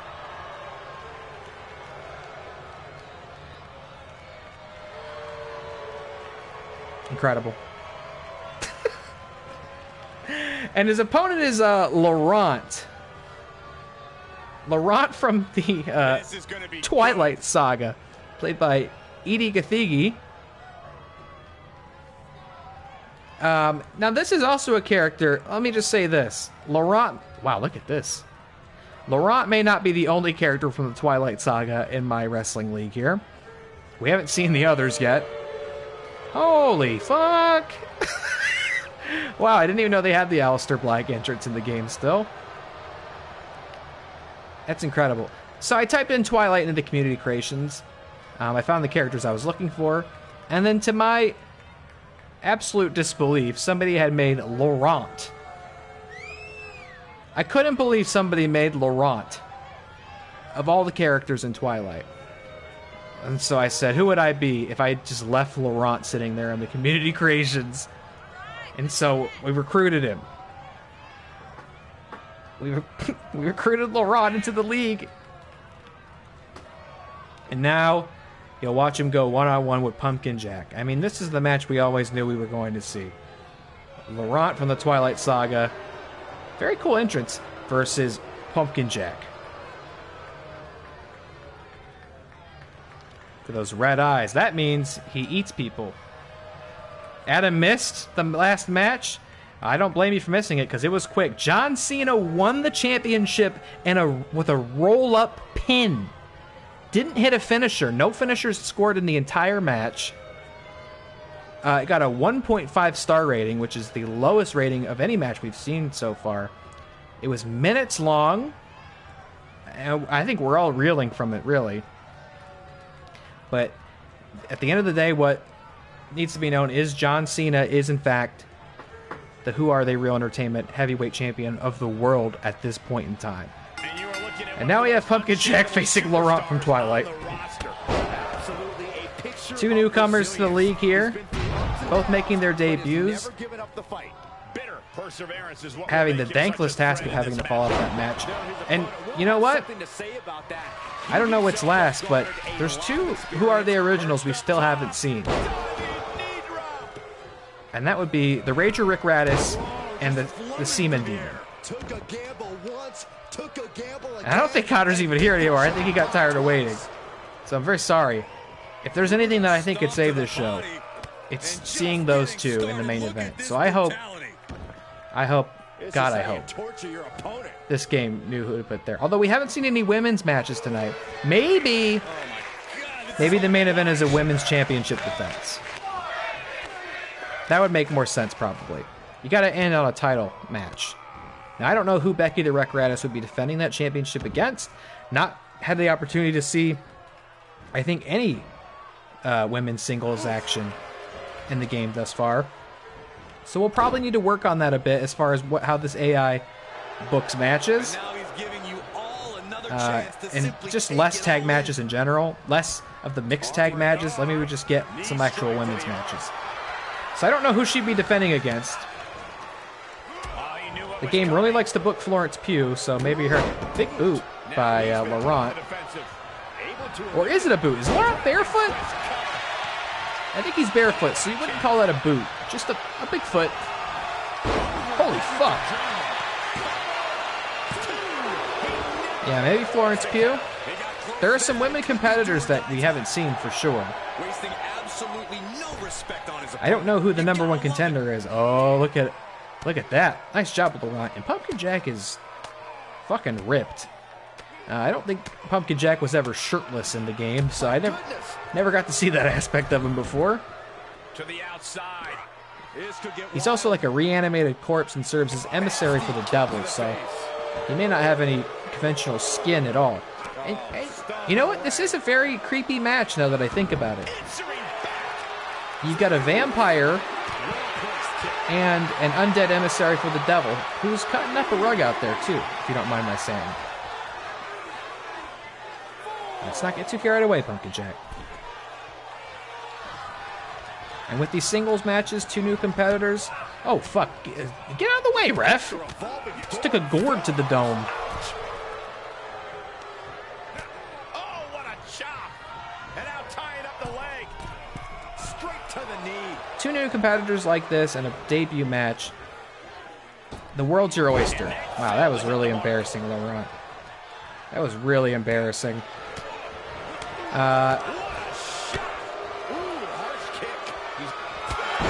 Spear. Is that it?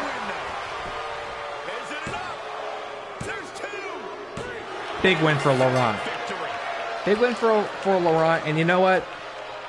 I think these guys went out there and said, we're just going to try to wrap this up as quickly as possible, because I don't think anybody can ignore the awkward intensity in Moe's Tavern after that bizarre title change. But Laurent wins in his debut singles match, and that you can't hope for anything more than that when you enter this ring for the first time. On the flip side, Pumpkin Jack now, well, actually, I think Pumpkin Jack might be dead. We may never see him again. He may go right back to hell. But Laurent, on the other hand, looking better, the best he has in a long time. So congrats to him, even though that was a intensely unremarkable match. Next up, our main event. I'm thinking it's got to be either a women's championship match, title defense, or if not that, I hope we could see Nasty World finally appear. But I think it's going to be a women's match. Well, what did we call it, or did we call it? All right. Well, at least the main event is a title defense. This game, big fan of Florence Pugh, and look, who am I to judge? Aren't we all? But I've not seen a very remarkable showing by Florence here in the WAT Reel Championship Wrestling. On the other hand, we have Becky the Wreck Radis, who, to be fair, we haven't seen either of these competitors in singles action. Now, Becky Radis is a real dark horse, another character that I said, who does it make sense to put the belt on to start off? You know, Becky the Wreck, kind of a non-canonical extension of the Rager lore. Although I suppose she's canonical now. You know, I'm the Rager's destiny is back in my hands and my hands alone. But we had an idea where, and by we I mean me and Jessica unwillingly had an idea to turn her. Oh, it's an Extreme Rules. It's a Moe's Tavern bar fight. Okay, this could be good. We always had the idea that Rick would have this ex-wife who was like way more hardcore than he is, and like who he stole his entire personality from, and like he wasn't over her, and when she'd come around, he'd get like all conservative, and like all the gusto and the pizzazz would leave him. So it was this character I thought of that we never got to see in the Schmodown. But I thought we could bring her to life in this. So Jessica helped me make Becky Radis a little bit. You know, we took some creative liberties with her. She's kind of a cross between a dominatrix and a pirate. And I think that's, you know, if Jessica was going to be anything, that's probably the character she would pick. A dominatrix pirate. So we got Florence Pugh here, who's got a lot to prove. She's competed in every single show we've seen tonight. So the booking seems to be a big fan of hers. Once again, dressed up as Paige from Fighting With My Family, or known as Soraya now in AEW, which is actually her name. But her name is Florence Pugh. She's one of our generation's greatest actresses, and she's going to try to seal the deal in another industry tonight when she goes one-on-one against Becky the Wreck. Let's see if she can get it done. Becky the Wreck, very tough, very strong, very scary. Here she comes. You can't hear the music, but it's a Poppy song. Say Cheese by Poppy. It's somehow the heaviest song in the game. It's really good. Wish you could hear it. There she is. The Rager's ex-wife that he's still in love with and who's way cooler than he is. Becky the Wreck. And she is your women's world champion. As we get started here, let me remind everybody that the title is on the line here tonight. Yeah, but that's just a mere formality. The way I see it, there's no way we crown a new champion tonight. Corey Graves is feeling Becky's odds. Now, they may be competing over who has the right to wear the pentagram stud leather shorts. They both have got them on. Becky opting for red studs. Florence going for the classic silver. We'll see who has the true claim to those shorts by the end of the night, and who has the true claim to the Who Are They Real Entertainment Women's Championship of the World in this Extreme Rules Moe's Tavern bar fight. Introducing the challenger from London, England, Florence Pugh. I can't believe they got it to say Florence Pugh. It's impressive. And introducing the champion from Cleveland, Ohio, she's the God, she's so fucking cool. Prestigious Women's World Champion, the Destroyer, Becca Rage. It's funny that because Becky the Wreck is actually like my favorite character that I created, because I think she just turned out super badass. She's very strong. You look at Becky the Wreck and you don't know if you want her to Kiss you or kill you? Probably both. And who cares in what order? Anyway, they're competing over this belt.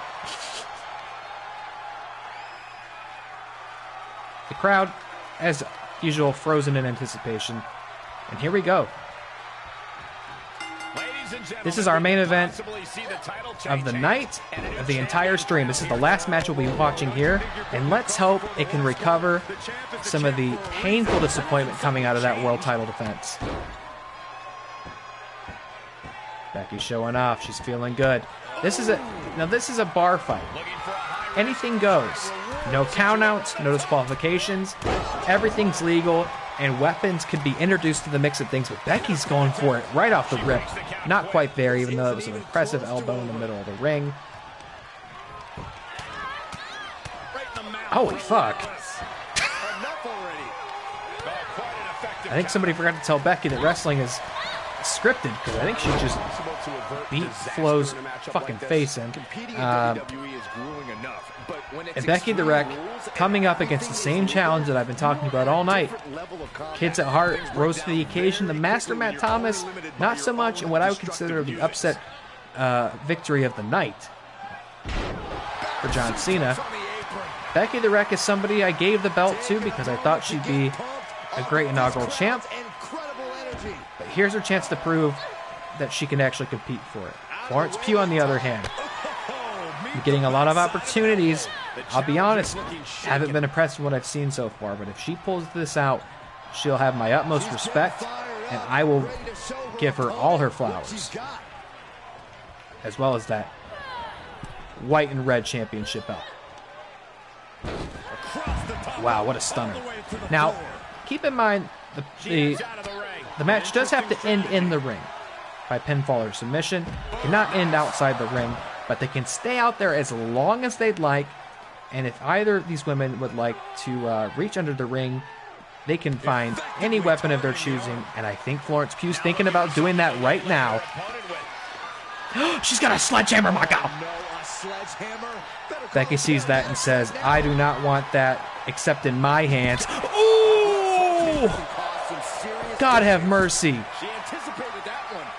That can break bones, that could end careers.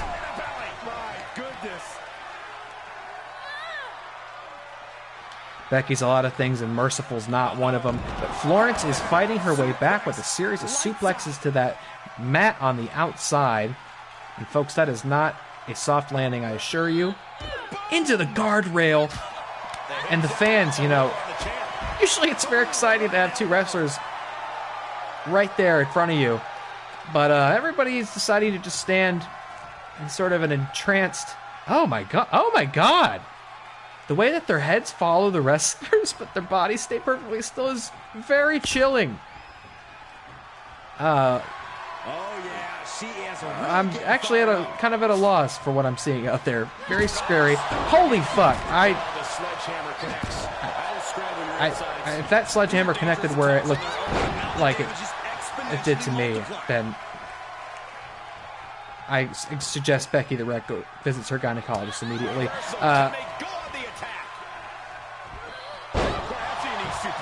God, how does like Michael Cole do this for like 7 hours straight, like 5 days a week? I don't know. My throat is starting to hurt. This is our main event for the night, though. When this is over, I'm going to bed. I hope you've enjoyed the show thus far, and I hope this lives up as the main event of the stream. Whatever's playing here can't be good. Face first. Oh, both women dishing out a lot of damage to each other. And just to note, Becky's a little worse for wear between the two of them. But it's still anybody's game. Oh. Becky is sending Florence Pugh to Suplex City. And we might be on the precipice of an ending. With one finisher stored, she drags Florence Pugh to the middle of the ring. And she's sizing her up, folks. Is Becky the Wreck about to wreck Florence Pugh? F5! And that's got to be it. And it is, folks. Becky the Wreck Radis remains your Women's World Champion. Here is your winner, and still There were some obstacles along the way, but let's face it, a pretty easy defense for Becky the Wreck. the Destroyer, Becca Rage. Cementing their name after that match. Definitely earning those accolades with that win.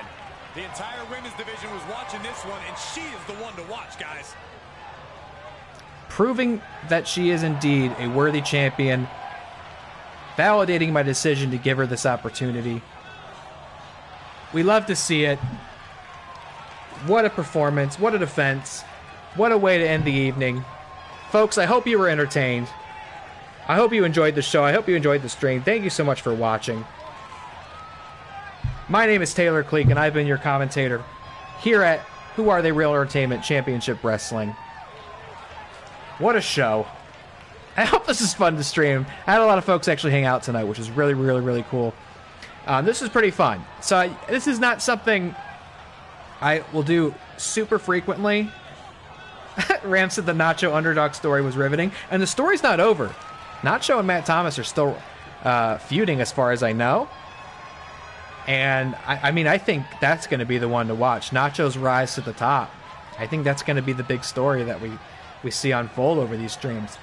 This will be something I just come to once in a while. It's my plan. Kind of in the same way I do dreams every couple of weeks. I think I will come back to this every couple of weeks, and I think this will be the way to do it. We could do 2 regular shows and a pay-per-view, so we could watch a month play out across one night. This was actually a lot of fun, and I'm really excited that the game didn't fucking crash and burn, so I hope we can keep that going, and my save data never gets erased. But it went pretty smoothly, all things considered. There's a lot of wrestlers that you didn't get to see, one of which being the Rager and the Seaman Demon, 2 WAT originals who didn't make it. I really hope they get booked next time we go. If it wasn't so late, I would just do an exhibition match with the 2 of them, but I will save that as a little stinger, a little teaser for next time, give you more reason to come back. Matt said it was fun. Besides the dumbass AI, Matt actually upset that his character lost the championship. I don't blame him. If he was going to lose it, it could have at least been in a 5-star classic or even a 3.5 classic like old Becky the Wreck here put on. But who knows? Sometimes a big loss is setting up an even greater victory down the road. So let's not lose faith. I'm sure we've not seen the last of Matt Thomas in the championship picture. But John Cena is your world champion. Becky the Wreck Radis, your women's world champion. And the kids at heart, still your team's champion. Matt needs a partner. Swaggy Boy wouldn't be bad. I'll have to take your guys' requests for the roster into consideration too. The roster for this is massive. It's about twice the size of what a regular WWE roster would be in this game. So that's probably why, you know, we haven't seen Rager and Seaman Demon and a lot of other characters, is because there's a lot for it to reconcile. But I think it's kind of the fun of it, that somebody like Barack Obama might drop in and they don't see him for 2 streams and he comes back. I think that could be part of the spontaneity of it. But that all being said, that is our show for tonight. I will be back with this eventually. I don't know when. It'll probably be a little bit, but I might feel comfortable in tweaking this further. I'll definitely make it so it books less teams matches going forward, because that was a little obnoxious. And I'll work on it here and there. But I'll be back with this eventually. Thanks for hanging out, guys. This was a long one, longer than I thought. It's actually almost as long as a legit WWE pay-per-view. But I hope you guys are having a good night. Enjoy the rest of what's left of it. Have a great day tomorrow. Have a great weekend. I appreciate you. I love you. And I hope you enjoyed the show. I look forward to doing another one with you. Good night, folks. And get home safe if you've been drinking at Moe's Tavern. All right. Bye, guys.